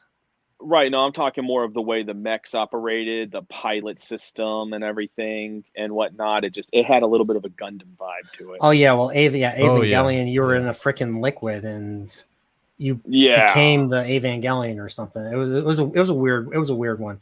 But before we go any further, let's go back to Identity Part 1. So they got to the planet. We meet Kalon Primary, and we find out that Isaac's mission as emissary is over, and he's going to be disassembled. Luckily, they don't disassemble him because Claire somehow convinces them to simply get him to simply revive him, and so they revive Isaac. And we find out that he's talking to Kalon Primary and Kalon Secondary, and they tell him, and we don't know what they're talking about, that there's been no decision made. So after this, Isaac basically tells everyone on the Orville that he's going to leave, that he's not going to be part of the crew anymore. And so this basically affects everybody, especially Ty. And I think I forget what happens. I mean, they have Ty draws a picture and gives it to Isaac. I don't know if this was before or after his farewell party, but they basically have a farewell. I think they have a farewell party for Isaac. For Isaac, yeah, and they have that weird four-eyed creature playing the piano, and Gordon sings a pretty nice tune. Yeah, Gordon, he's a hell of a singer. Like hell of a Scott singer. Grimes. I'm guessing that he was really singing because he did that. I think that. one of my favorite Gordon episodes was probably this one, but my overall favorite one is something we'll get into next time. Is Lasting Impressions. Is that the one with the girl and time capsule and the Tim time Russ? Capsule? Yeah. Okay. Yeah, he sings in that one too, and that was I was very impressed. Mm-hmm. I was gonna go all fangirl for like a moment. Me and Mike came up with a pretty cool theory for that episode too, so we'll get into that next time. Awesome! I can't wait to hear it. So basically, there's a few interesting moments, and of course, there's the most important moment in this episode with Bortus asking for a corner piece of the cake that they're serving to the crew for Isaac leaving. And since Isaac can't eat it, he doesn't care. So who gives him the cake? Was it Dan that who gave him the piece? And he's like, I hate this party. Oh, who gave him that? Who gave him that random piece of Lamar. cake? I think it was Lamar. It was Lamar. Okay. Yeah. He's like, I hate this party. Lamar comes up and says, "Come on, have some cake, Bortus." And it was Tiala that was handing him the piece of cake originally. Yeah. I hate this party. I want. You know what? It's funny. I do scheme. I mean, besides being a shameless plugger, I do scheme whenever I'm at parties to get a corner piece of the cake. You know, get more of that. You know, delicious, delicious frosting. You know, well, icing Bortus or whatever. wanted the flour, dude. He wanted the flour. Oh, he wanted the flour. Yeah, he wanted the flour on the corner piece. Oh, it was one of the most genuine scenes, though, I have to admit, because Kiali just laughs it off. Like, they really play this like they're all one big family, and I love that, you know, because you can feel it, too. It's not, like, forced in. All these characters really feel like they care about each other. And even off the set, like, the actors really feel like nice people. They feel like a I can't family. say for certain. And it doesn't, and just the new stuff that they're calling Star Trek just doesn't capture that. No, and it that's doesn't what Star capture Trek that. is all about to me. You know, it's always about the chemistry between characters and the development they grow. You know, for me, it's always in Deep Space Nine been about Bashir and O'Brien, and Voyager, Harry Kim, and Tom Paris, and those kinds of developments are important in Star Trek shows and movies because also Geordi and Data in Next Gen. Yeah, like those are very important relationships that we should see more of, not just Michael Burnham and her mother. But I'm done ranting about that. Okay. And her Iron Man suit.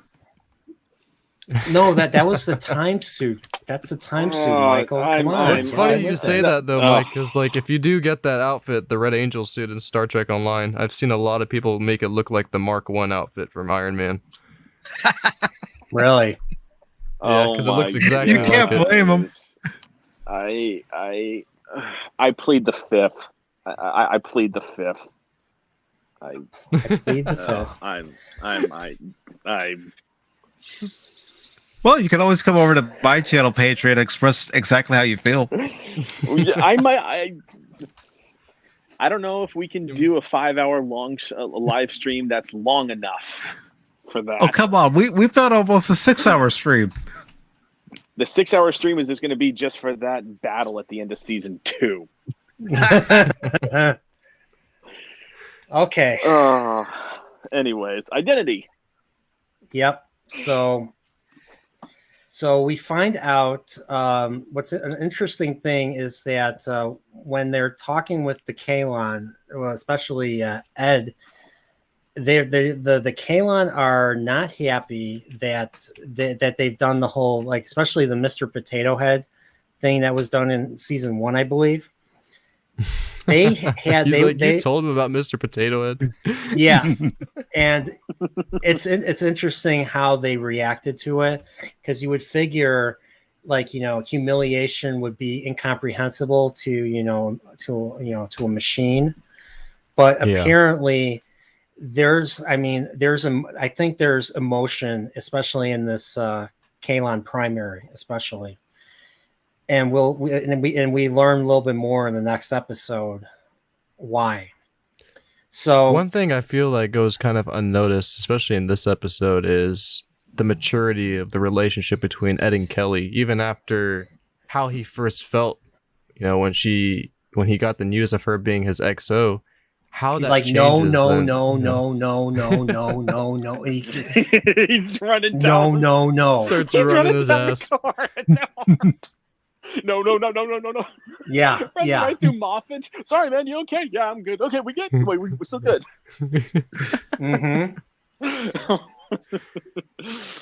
Oh. He just knows how to handle dialogue, Seth. It's just because he's worked with funny. He writes. It's like he writes comedy.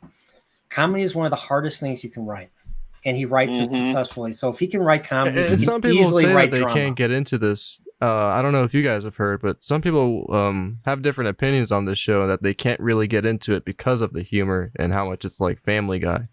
I don't know if it's really like Family Guy though. It's not like Family Guy. It's I mean, there's- definitely stepped down a notch, but you can still see it's got that Seth Rogen humor, where it untimely jokes, but it works out, and dad jokes pop out here and there. Or Gordon is pretty much the best example of this. He pops a joke whenever he can, and I love that because he's the comedic relief in the entire show.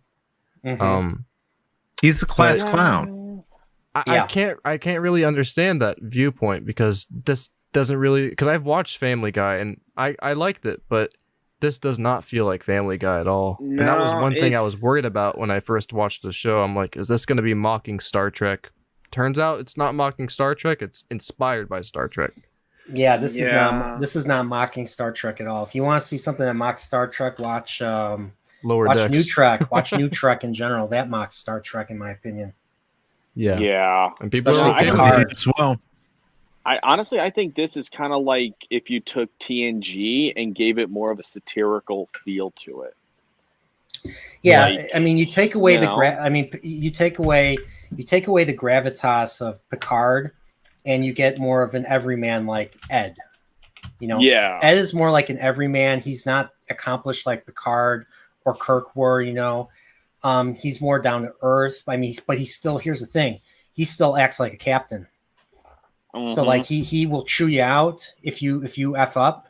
He will he will say he'll listen. Like there was a moment where Kiali is like saying my is she like kind of talks back to him in the last episode when they're asking like because they're talking about like her being involved with Lokar and it could affect the ship and stuff, and she literally like talks back saying my personal life is none of your business. And of course, Kelly says, this affects the ship, so it is our business. And then she stands down. Now, if this was Very New Trek conversation, yeah, if this was New Trek, the captain would just be, the captain wouldn't Ed say would just anything. be sitting there quiet while Kelly and Kiali do all the talking. Kelly would be making all the decisions on the bridge. Yeah. So I mean, the big thing in Discovery that really annoyed me, is Tig Notaro is right, that unfunny unfunny very person. unfunny comedian. Well, she tells Pike. And I use the word comedian loosely. She tells Pike to shove it while she's in the elevator. Then she's like, "Oh, sir, shove it up your ass, sir." And I'm like, pointless. It's like that an officer in the military would have been reprimanded. Exactly. Yeah. So this is stupid. I don't understand. I mean, they're trying to make it a less serious approach. Okay, sure. But don't call it Star Trek, because Star Trek is basically what the Orville is pumping out, which is adult conversations, genuine moments, and they're actually acting like trained adults who have done this for a long time, especially Ed. You can tell, even though he's gone through a slump in his life, he has kicked his ass around just to get a command. And he's prepared for this moment, Yeah. And you can see that in his acting, and it's just obviously you could tell that the acting in this show is a lot better. And I do blame the actors in Discovery, because they can step it up. There's always time you can step it up, even if you have a horrible script. You can convince the audience, but Well, as Gary from Neurotica said. Gary from Neurotica said a lot of the actors on Discovery are commercial actors. Actually, I didn't know. That actually, but if you put any one of those Discovery actors or actresses in like say a Geico, a Progressive, just a standard TV commercial, and you're like, I didn't even realize that until now, and I'm like, oh my gosh, I could see them in like a Progressive or just some random TV commercial actually. Like, wow, okay, that just kind of blew my mind a little bit there. So yeah, honestly, Mike, when you told me that, I'm not the least bit surprised. I'm not either. I didn't realize it. But anyway, just like, that is mind blowing. But yeah, makes a lot of sense. But yeah, so I mean, just one more thing, like, going back to me talking about, like, Darius Munchausen says Jet Reno. That's her name. That's her character's name. I could only, because she said that to Pike, to Anson Mount's Pike. I was thinking if she would have said that to Jeffrey Hunter's Pike, he would have had her thrown out of the airlock. So she said that to Kirk. Kirk would have reprimanded her. Picard would have reprimanded her. Cisco, well, we all know what Cisco would have done. I mean, And Janeway, in my ready room now. Yep. Yeah. Yep. Janeway would be the least harsh on her, probably. I don't know. Well, it depends. Like if she splits Janeway into, would be kind of strict. if she merges with another character to form another being, then Janeway would do wait, I don't something. want to see that. No, thank you. I'm No, kidding. I'm no. kidding. I'm kidding. No. Tuvix I didn't mean to part bring up two, I'm Tuvix. good. I didn't mean to bring up Tuvix. I'm sorry. Oh, please So- don't Triggered bring me. up Tuvix. I get the shakes now. That would be I get the shakes. that would be a future episode, actually. Tuvix would be a future episode of Nerdporeal Sci-Fi Chat. Stay tuned, everyone. All right, let's go back to Identity now. We've been off course a couple of times. it starts to get dark now in this episode. Yeah. So what does Ty uncover? So before Ty uncovers everything, he's really upset. He hides. Yeah. He plays hooky from school, and he hides in the simulator. He climbs a tree. He's basically in a simulation that's in the middle of there's a single tree in the middle of a field, which is, I forget what it symbolizes. I've seen it in a lot of stuff. I've seen it in Zelda Majora's Mask. I've seen it in anime visions and various anime shows. I don't exactly know what the single tree in a big wide open field is supposed to represent, but we see something like that in here. And Claire talks to him and tells him to go back to school. Like, he's upset. And instead of going back to school, he leaves the ship. Ty decides to go look for Isaac. So he's kind of creeping around the planet, avoiding the Kaylon, because, I mean, at this point, nobody really trusts the Kaylon. And Ty hides and goes into the tunnels underneath the city. And he's walking, and all of a sudden he finds something. And I forget how they locate the bridge. They managed to locate him. They find out he's missing, that he's out there, and they start locate scanning him. for human life signs. And the reason why Ty leaves the ship and also goes into the simulator is because he handed Isaac a drawing of Claire, Marcus, and Ty and Isaac all sitting together, and he ends up finding that same picture on the floor. So he's upset about it. And so that's why he goes and looks for Isaac. Oh, okay. Yes. Because I do. Yeah, Now, I don't know. I forgot if I have a mentioned that he very brief dropped thought on the. I forgot that if I mentioned if he because Ty gives him the picture, and Isaac has it, but then he drops it, and then He just drops it on the leaves. ground. Yeah, that was harsh.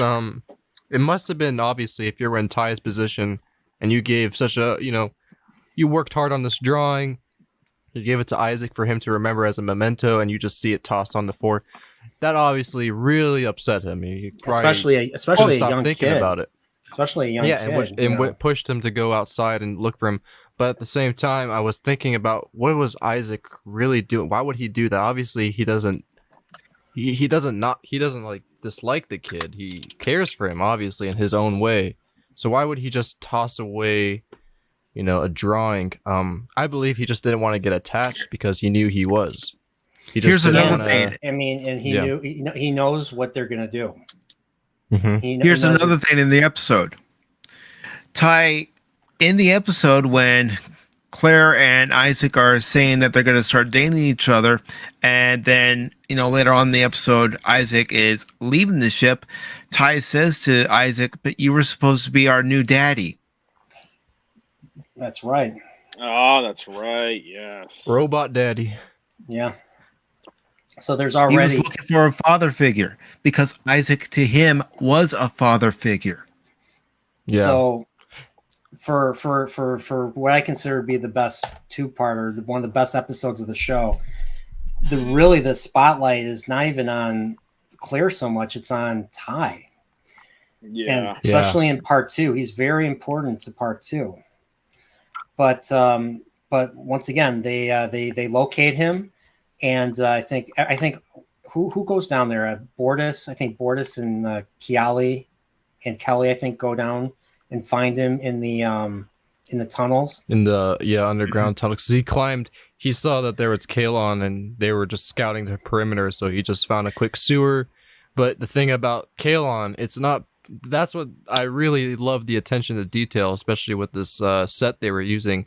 You can tell it's not made for humanoids because there's no ladders, there's no chairs, there's just nothing except for walking and computers and walking. So Ty thought that was probably a safe place for them to hide, but he just ended up sliding all the way down into what looked like a trash pit. And inside, but when he gets into that, yeah, when he gets into that underground tunnel, that discovery he makes. Yep, it's scary. I love the music too. That it just really makes you get the goosebumps. Yeah, we find that he is discovered, to the horror of the crew, because I think they're feeding this to the bridge, a mass grave. Piles and piles and endless piles of multiple points all over the planet. This is all over the planet of bodies of skeletal remains. So basically, we find out that the Kalon murdered all of their creators, caused their extinction.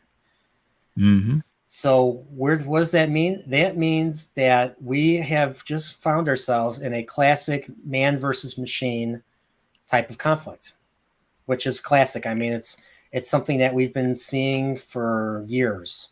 I mean, this time it's the machines won. It's like another Matrix story, but these robots didn't see any use. They didn't even see them as a use for batteries. So you said that, you know what, we're just going to incinerate you all, or whoever knows what the hell they did to them, because they got rid of them in a very eerie way. They got rid of them pretty neatly, all stacked on top of each other in separate tombs throughout the entire planet. I mean, look at that.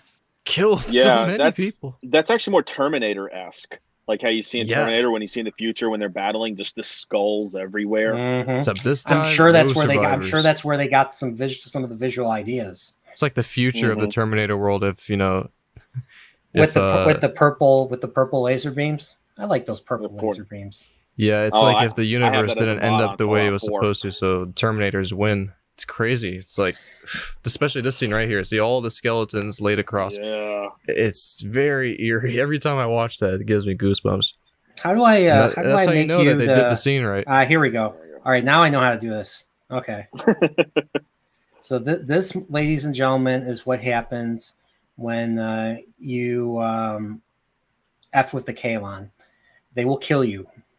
But look at the weight to that. I mean, there's a lot of weight when they show this scene. A lot of gravitas. Yeah. And I have to say, how usually some child actors are kind of cringy and they're not really great actors. Ty is a great actor.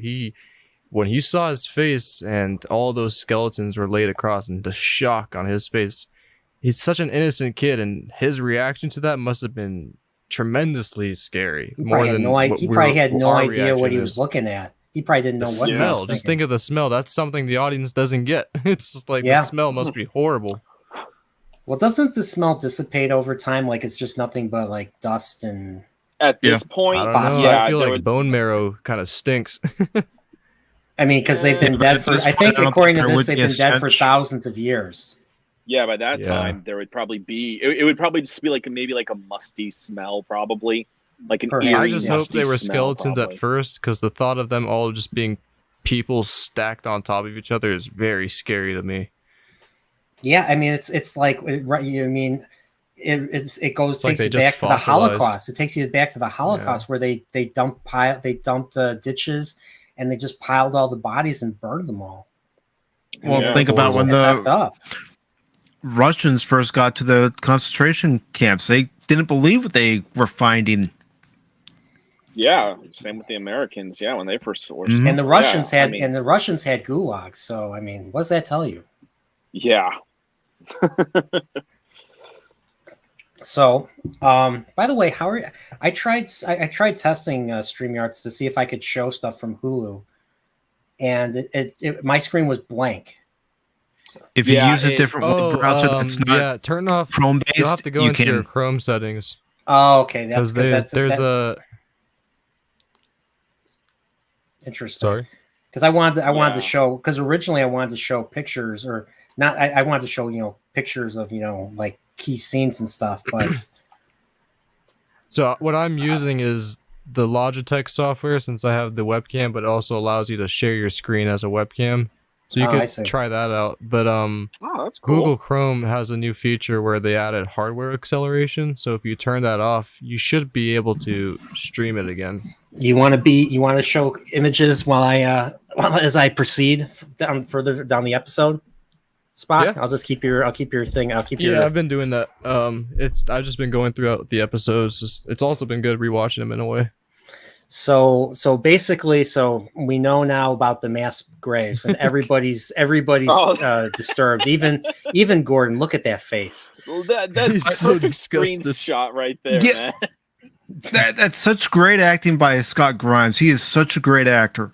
I agree. And when he's singing to Isaac, that's actually him singing. It's not somebody, dubbing it over that scene in post-production. That's actually Scott Grimes singing.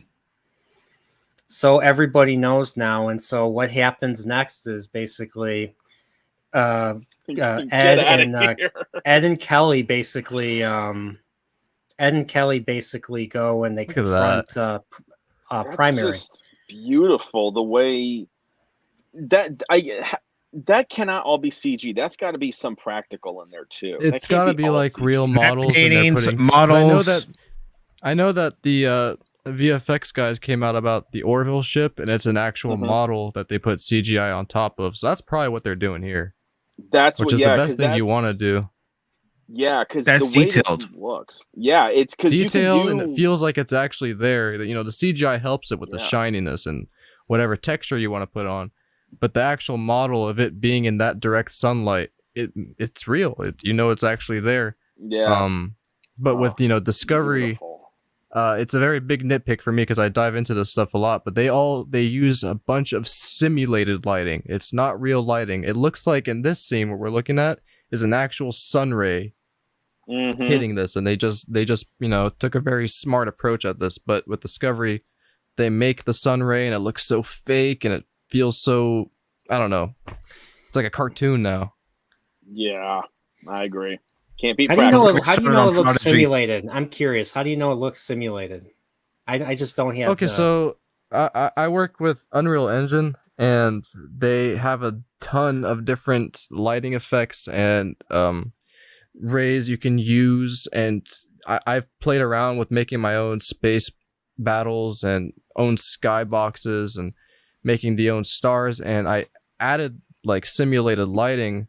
And it looks very similar to what Discovery is doing. Interesting. I could never, whatever I tried to fully emulate what they're doing in this show, I couldn't, because they have a smarter approach of what they're doing with the CGI in this show. They're actually being thoughtful about it. They're using real props, and they're getting their VFX guys to do things on top of those props. Like, that's the smartest way you want to do CGI now. Because, I mean, argue with me on this, I always will love the original Gorn from the original series, even though it looks goofy. It's there, with the fake Gorn. It's just, I don't know. I mean, Enterprise had a good take at it, but still, even that one, it's just doesn't feel right. It's all CG, yeah. I mean, that's why I've always said, do practical and then layer CG on top as you need to. It's the best way. I agree. So they basically confront the Kaylon, and we find out that they basically executed their builders. And we basically find out that they never intended to join the Union in the first place. And the test reason why Isaac was there was to see whether or not they were worthy enough as an organic species to be spared from their purge that they're going to be doing pretty soon. Yeah. And we find out that their judgment is no, they're not. And we So- should have known that, because if there's one thing Transformers taught me, robots with red eyes, don't trust them.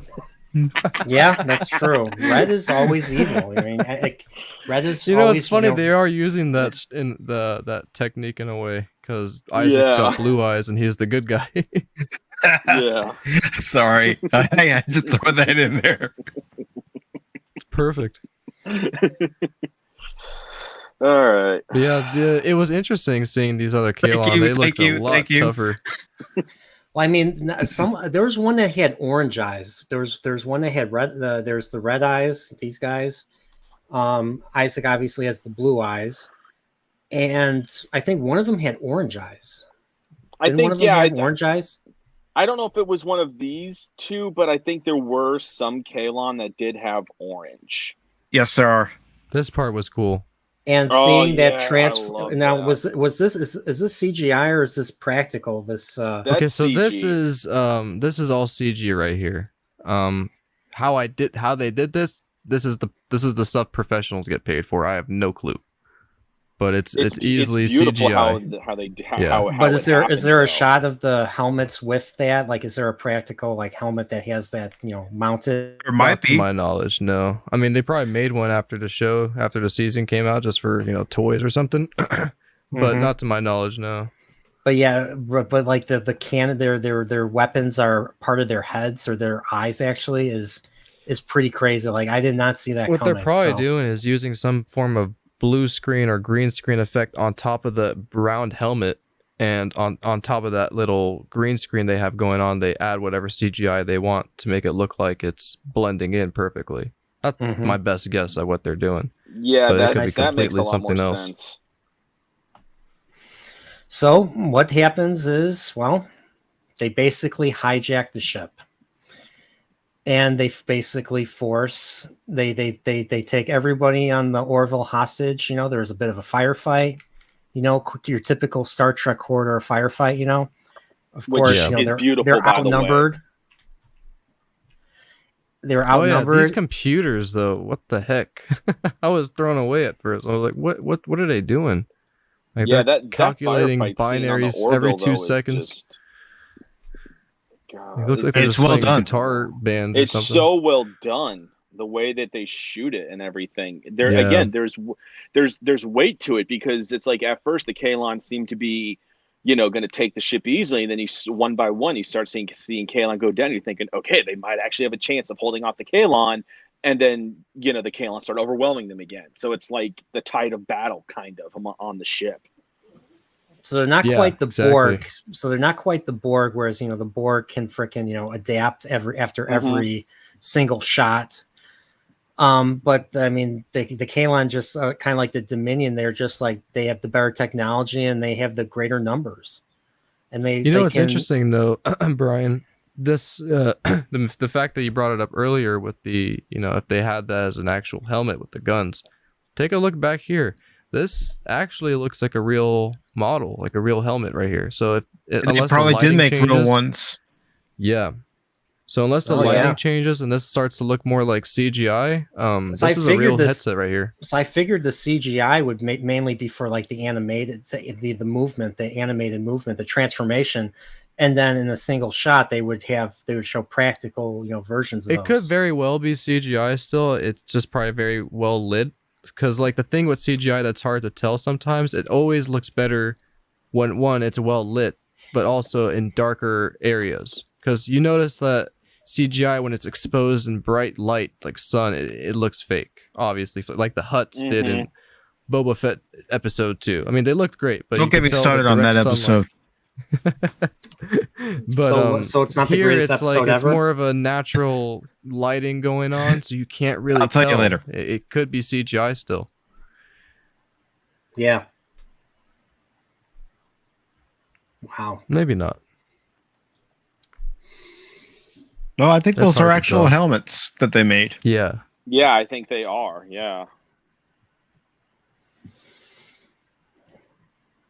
I think it's just the part where they transform is the CGI, and that's it. Yeah. Okay, let's not show too much. I don't want to get my channel. I don't want to get the stream stripped. I'll just pause it every now and then. So this scene's pretty interesting. Let me skip ahead because they're just talking here. Discussing the plans of what they're trying to do, which is basically they want to purge the galaxy. Disclosing that. They want to eradicate all biologicals. They're not going to disclose that with the Union, but I'm sure the Union has a good idea of what they're trying to do, since they got a good idea of what happens to their own world.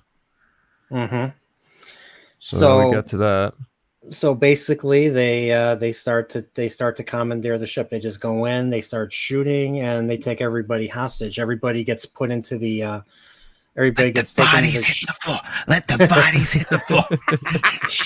Shuttle. They take everybody. The way they are like walking super fast. That is super scary.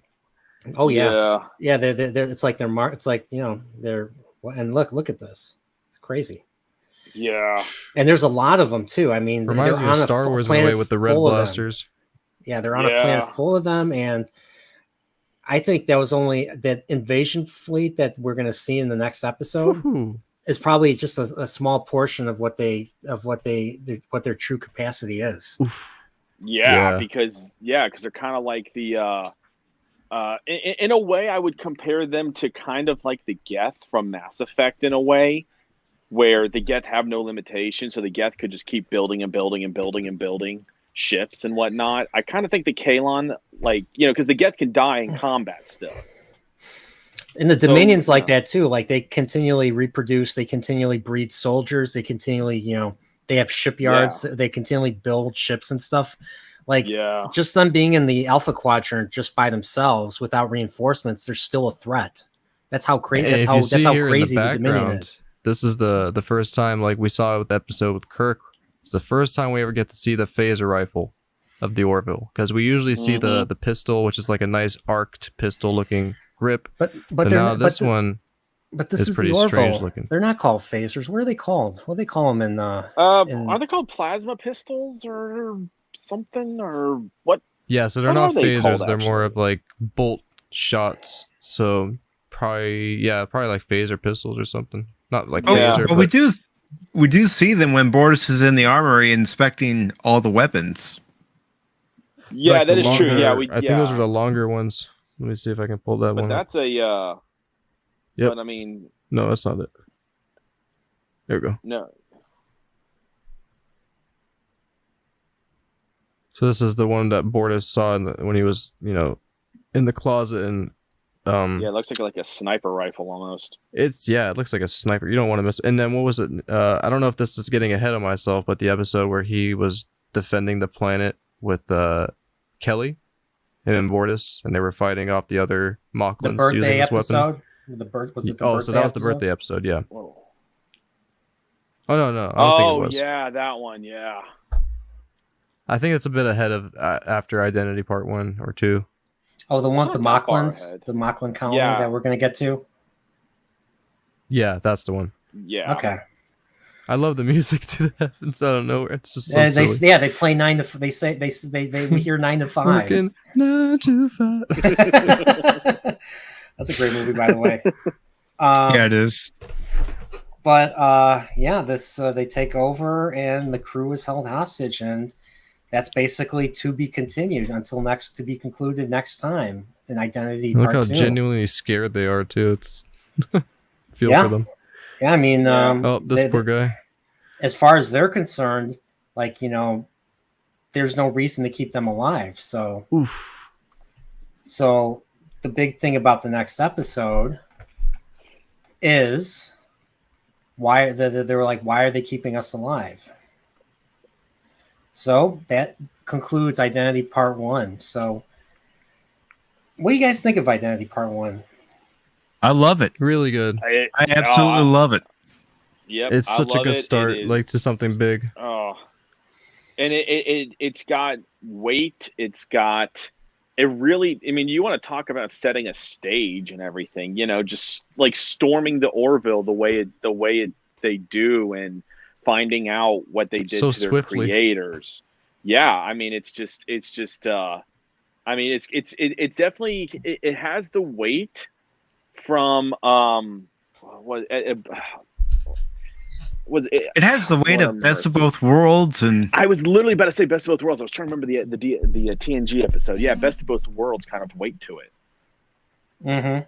Yeah, and I'll be honest. My take is, I love Identity Part 1, but you know what I think? I think Part 2 is even better. Unlike Best of yeah. Both Worlds, where I think Part 1 is way better than Part 2. Yeah, definitely. The Kalon I mean, I ships don't know if you guys really would agree scary. with that, but No, it definitely. I think the second part is better than the first, but they're both great. I Best know of this Both is going to Worlds. get me some booze in the chat and probably some rees on Twitter, but I really think Picard should have died in Part 2. That would have been interesting, because I think they originally left that open. yeah. They were considering killing Picard. I don't know if Patrick Stewart wanted out or something, or he wanted more money. But yeah, that Well, he was getting hassled around a bit after he played that role. People were telling him, "Why would I want Picard in my movie?" mhm. So maybe that might have Yeah. been it. Yeah, that's true. So now let's begin Identity Part 2. So what's going on? So basically, we leave off the Orville has left Leading it. Kalon 1, and they're leading a Kalon invasion fleet. And everyone else, all the officers, most of the crew are kept in the shuttle bay. And we see another funny moment from Gordon where he's trying to reason with a Kalon, trying to say, "Hey, let us out," you know. And of course, Ty does not understand what's going on, and he attempts to run past. He attempts to rush the guards, and they end up shooting Kiali. So we're only in the first act, and it's already like, you know, the episode's already like, you know, there's already even more weight than what happened in the last episode. Mm-hmm. And There's so the happy couple. they're married in real life, right? Yeah, they got were married. married. Was it last year? No. They just got married. Was it like a year? Maybe a little over a year ago, I think. In real life, those two. Yeah, but then I thought I'd seen where they filed for divorce shortly after getting married. Oh, I mean, they might have. I didn't hear anything about that, but You know, it's Hollywood. Marriages don't last. Yeah. well, yeah. So they basically managed to get Kiali he manages to convince them to take her to sick bay. And Isaac is basically in cahoots with the Kalon. So everybody feels betrayed by him. So, and it's very tough to see, because I mean, we've spent a couple seasons already building Isaac up and his relationships with everybody else, and to see everyone feel betrayed by him, you know, makes you feel something, because, you know, like good, you know, writers and planners do, they set it up. Mm-hmm. Yeah. So basically they are basically so as Oh, of, there's so the orange eyes you're talking about. Yeah, there you go. Yeah, Yeah. they're the orange ones. Mhm. I'm guessing Kalon's secondary has orange eyes. So, well, so reason why they're keeping the crew alive is because they want to make it look like they're bringing a diplomatic envoy to the Union to begin talks for, you know, joining the Union, even though, of course, you know, we know that's a sham and stuff. But hey, the fact that they knew about that, and the fact that they're using that idea to their advantage, is pretty. I thought it was a pretty interesting way to go forward and stuff. So Yeah. we find out that the builders enslaved the Kalon and were working against. They were working against their self-betterment, or in other words, their evolution, and they were given the pain simulators in their brains, and that's what caused the Kalon to rebel and basically murder all of them. So there's a little, and of course Kalon Primary was around during that time, and we learned that Isaac was built after the fact. So Isaac doesn't know the the atrocities, the pain, the experience that the Kalon, the Kalon machines went through. So there, I felt there was a bit of emotion in Kalon Primary revealing that to the audience. Yeah, Yeah, well, you it could gives hear a it. lot of weight. Yeah, well, it gives a more weight to the Kalon because these aren't just like heartless, murderous machines. Like they're like we were enslaved. Like we were given pain simulators that tortured us basically, and the only basically we were defending ourselves by slaughtering those who created us because they were torturing us. Like it gives much more depth to the race of the Kalon then knowing that they have experiences. Now, that does that justify what they want to do? No, but at least it gives them an element of a backstory, at least. Mm-hmm.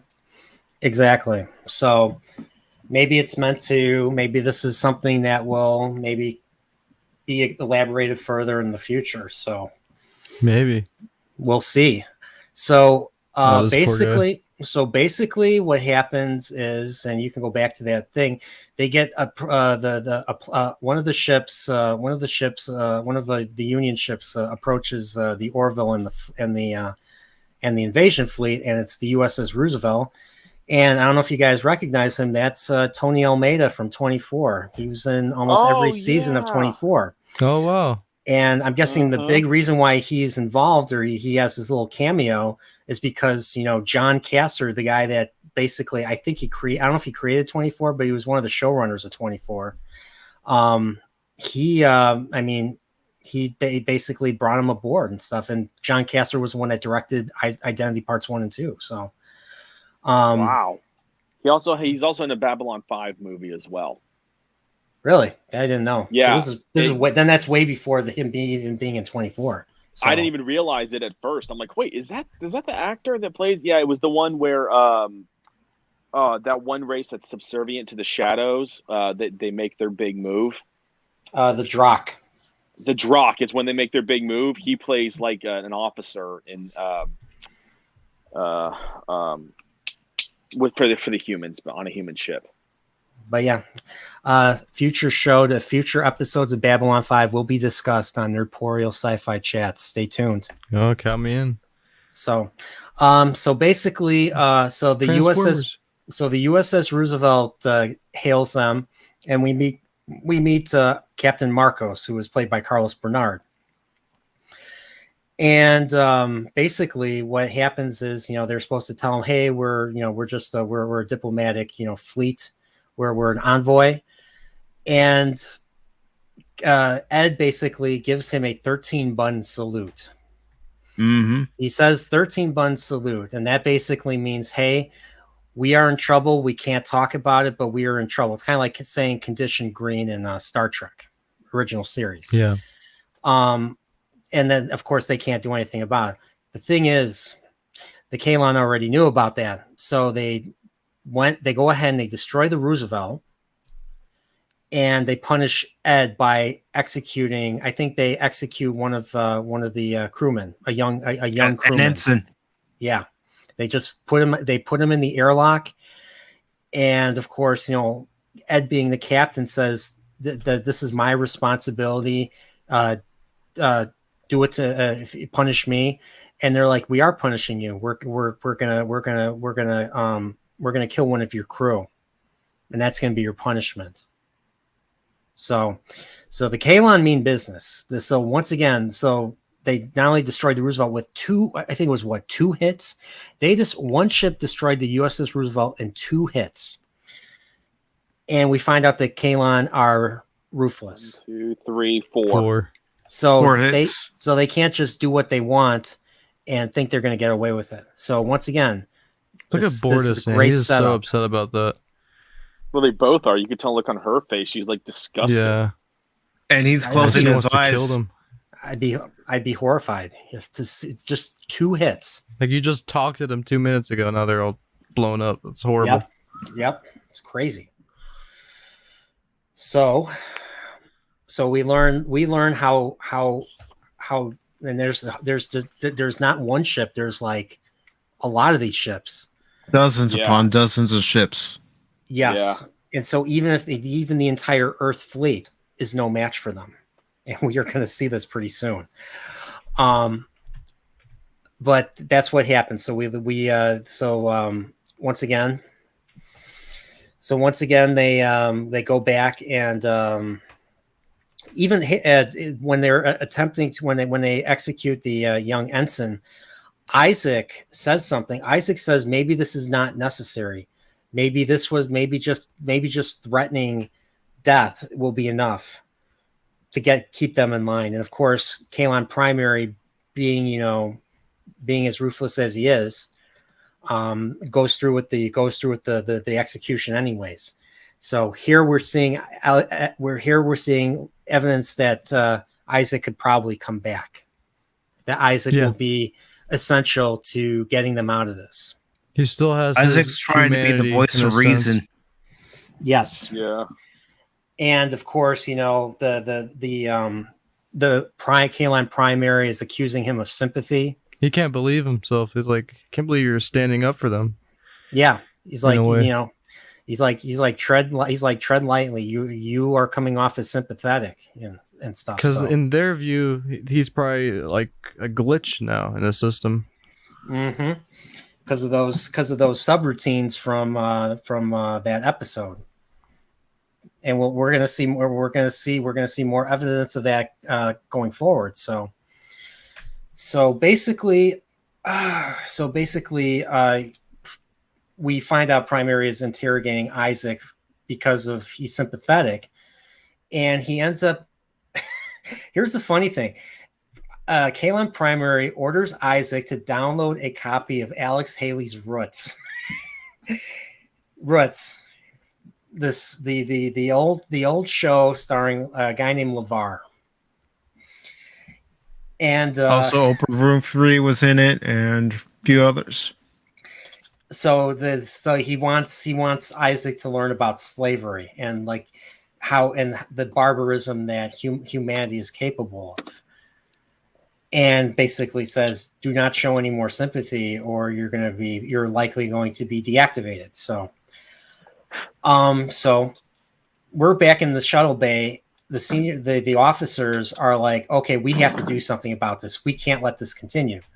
So they can't go to the Mocklins. The Mocklins are too far off. So they have to go to the Krill because the Krill are closer. So they're calling this a 25th hour. They're literally calling this the 25th hour for Earth. 25th hour of Earth. Yep. Yep.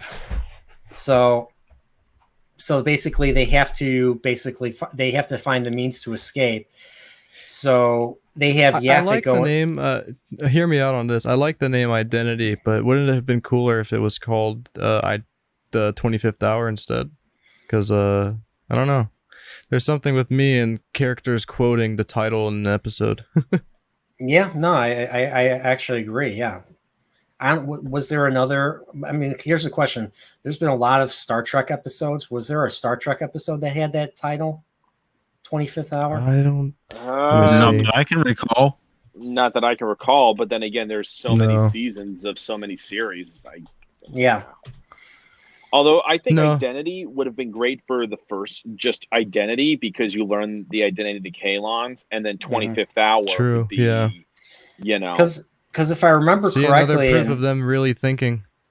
Because if I remember correctly, in Deep Space Nine, they very seldom use parts 1 and 2 for 2-parters or 3-parters. A lot of the times they use different names. Yep. And you didn't know they were part of like a 1-parter or a 2-parter or a 3-parter, like the beginning of season 2 of Deep Space Nine. Mm-hmm.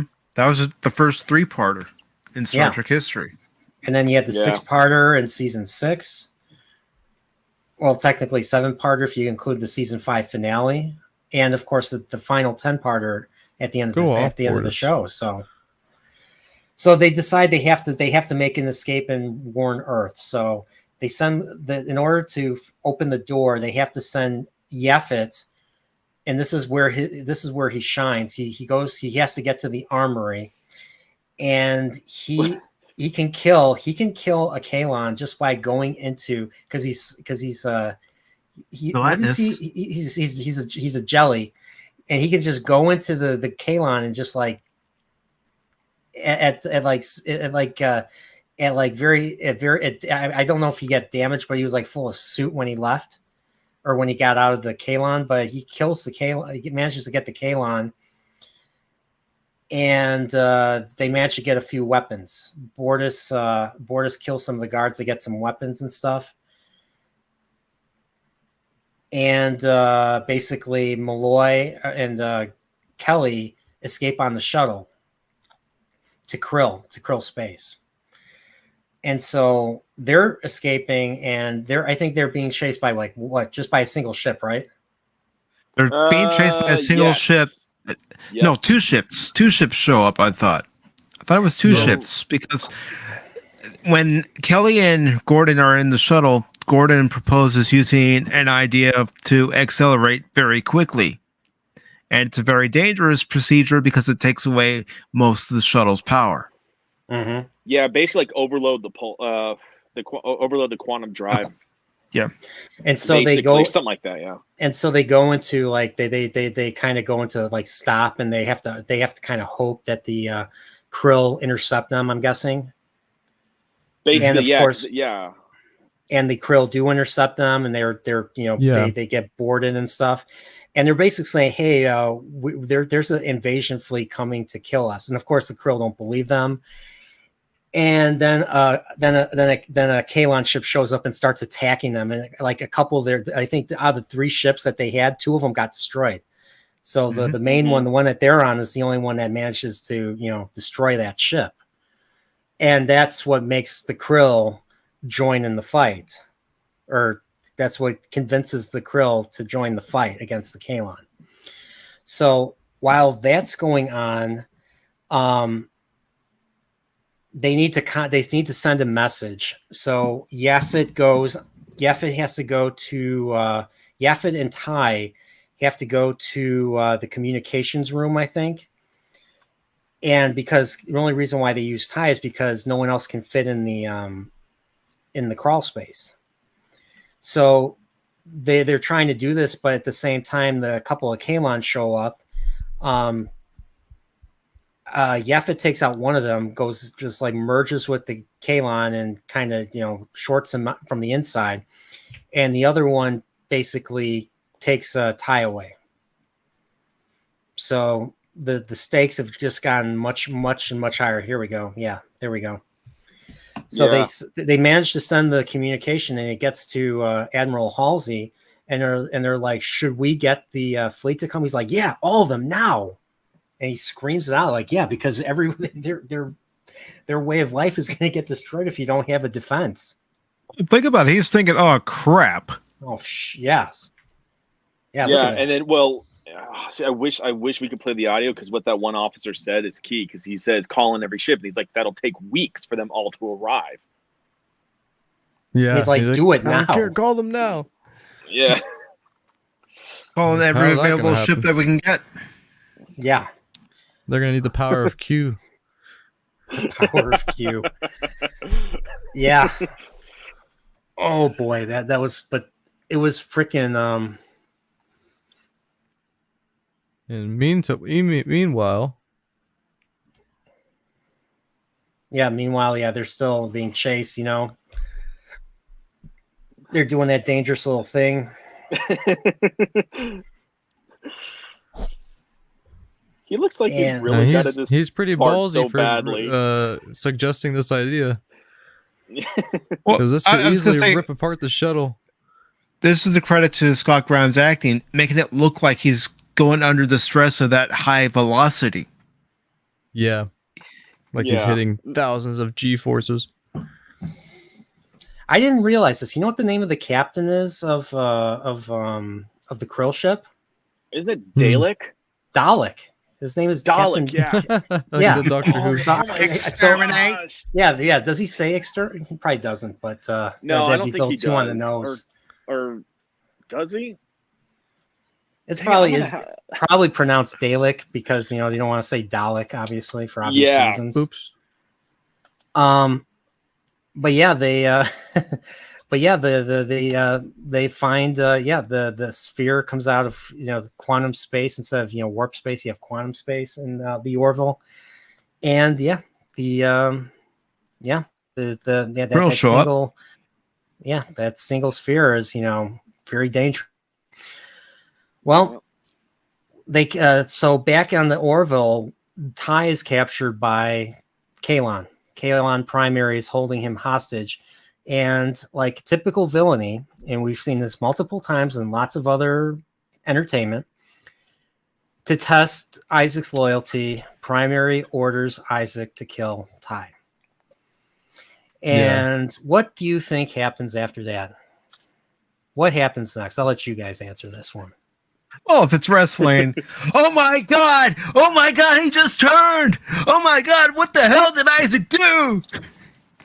Or if you want to put in musical, I need a hero. I need a hero. One shall stand, one shall fall. There can be only one. So in other words, Isaac rips off Primary's head and and basically takes out Kalon Secondary and Kalon Tertiary, and he rescues Ty. In other words, he's already redeemed himself to the audience. So now they have to take out everyone on the ship. So what do? What every other science fiction property does. You have machines, EMP. Everybody knows what an EMP is. So the thing is, the EMP would be electromagnetic pulse. Yep, and all the machines would be taken out, including himself.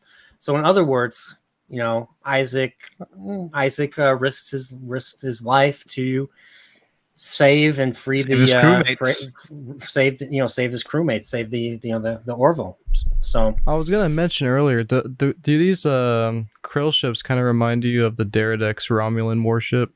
Yes. What episode had the Deredex Romulan ship? What episode was that in TNG? I forget which TNG episode it was. It was the finale of season 1. Came after. Yeah. What is the class of the Warbird?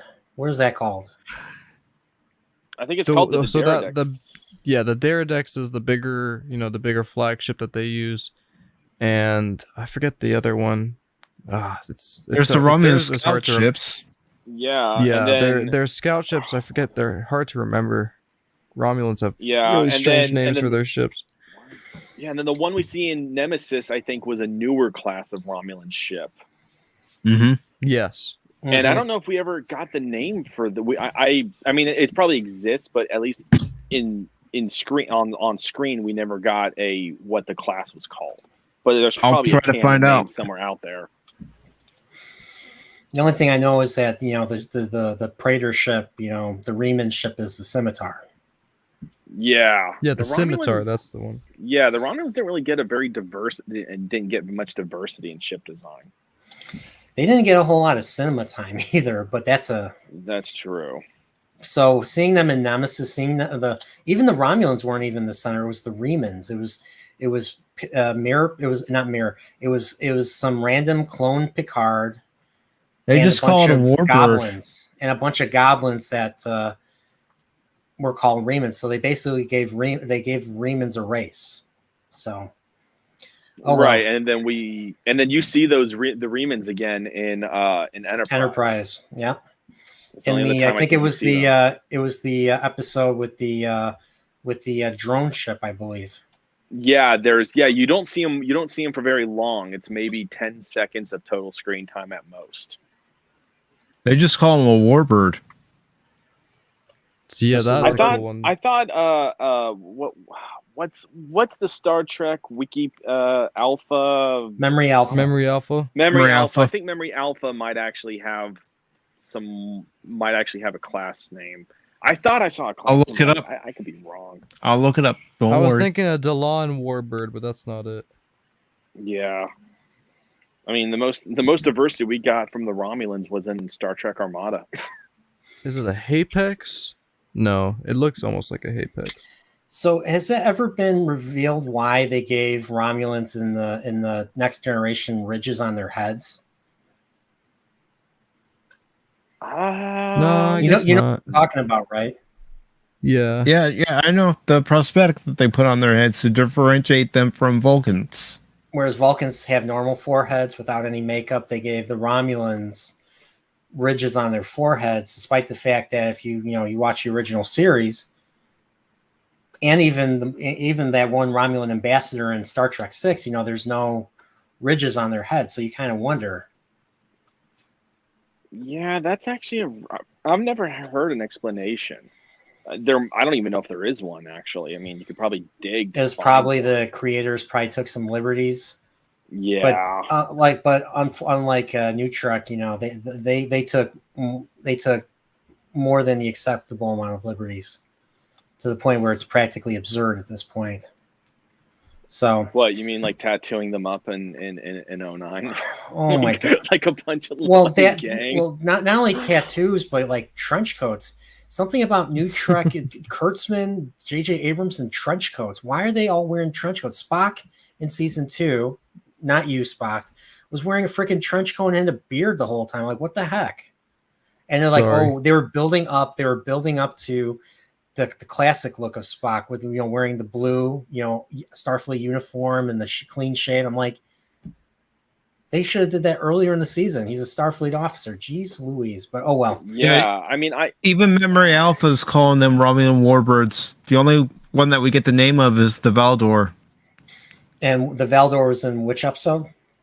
No, the Valdor was on Nemesis. That's the one commanded by Dina Meyer.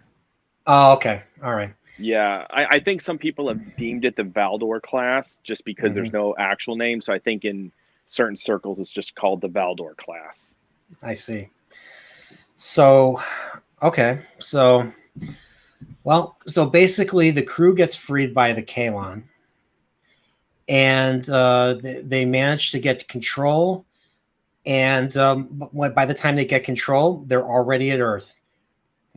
And there's a battle going on. Did they? No, the battle hadn't started yet. It was kind of like two football teams getting ready to do a play kind of thing. Let's get ready to rumble! Boom, bitch. The visuals in this battle. Look at the visuals in this battle. It looks freaking awesome. And they did not have the budget that Discovery did. Boom, bitch. And yeah, this battle is, I mean, you could argue it is a little bit I've heard some people online argue it's Star Wars-esque because you see the Orville kind fighter of ships. Flying flying around more like a fighter jet kind of amongst the battle. And I'm like, you really do get a mixed there. feeling because you see the bigger ships are just there, sitting and doing like your old naval kind of battles. But the Orville is more of like you would say the Jedi Interceptor, where it flies a lot through loops and does twirls. So there's a lot of obviously the episode I always talk about is Sacrifice of Angels, where they're the fleet battles to take back Deep Space Nine. But there's a lot of with the cinematography. There's a lot of Revenge of the Sith, especially the battle over Coruscant. That's what this also makes me think of. And so it looks like three here broke through the perimeter. Awesome. Yeah. I mean, it's just every time I watch this battle, I get chills, and I've seen this battle probably 20 times. I mean, and you do find out the names of some of the ships that are being destroyed. Mm-hmm. That's true, yeah. And you see another class which is even smaller than the Orville too. So you see like all three classes that which I assume they're probably going to get later on. But like, and you see fighters too, by the way, of the Union at one point. They're already they're engaged in battle, and it gets to a point where they mention the losses, and we find out that the Union lost 32 ships versus the Kaylon only losing 6. That's like less than 20%. It's almost as bad as Wolf 359. Yeah. Well, Wolf 359 was one ship against 40, and 39 of them were destroyed. So no, I think Wolf 359 was way worse. Yeah, way worse. So there's the scene here. So there's I think there's a ship called the Hawking. They call it the CC. I don't know what CC. Hold on, nerd. What? It says stream unavailable. Stream suspended for policy violations. Oh, Spock. Oh.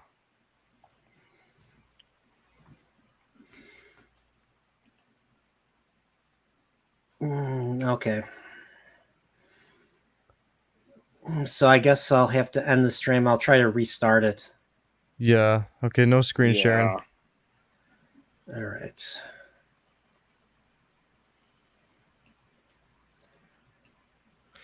So I'll I end saw the. though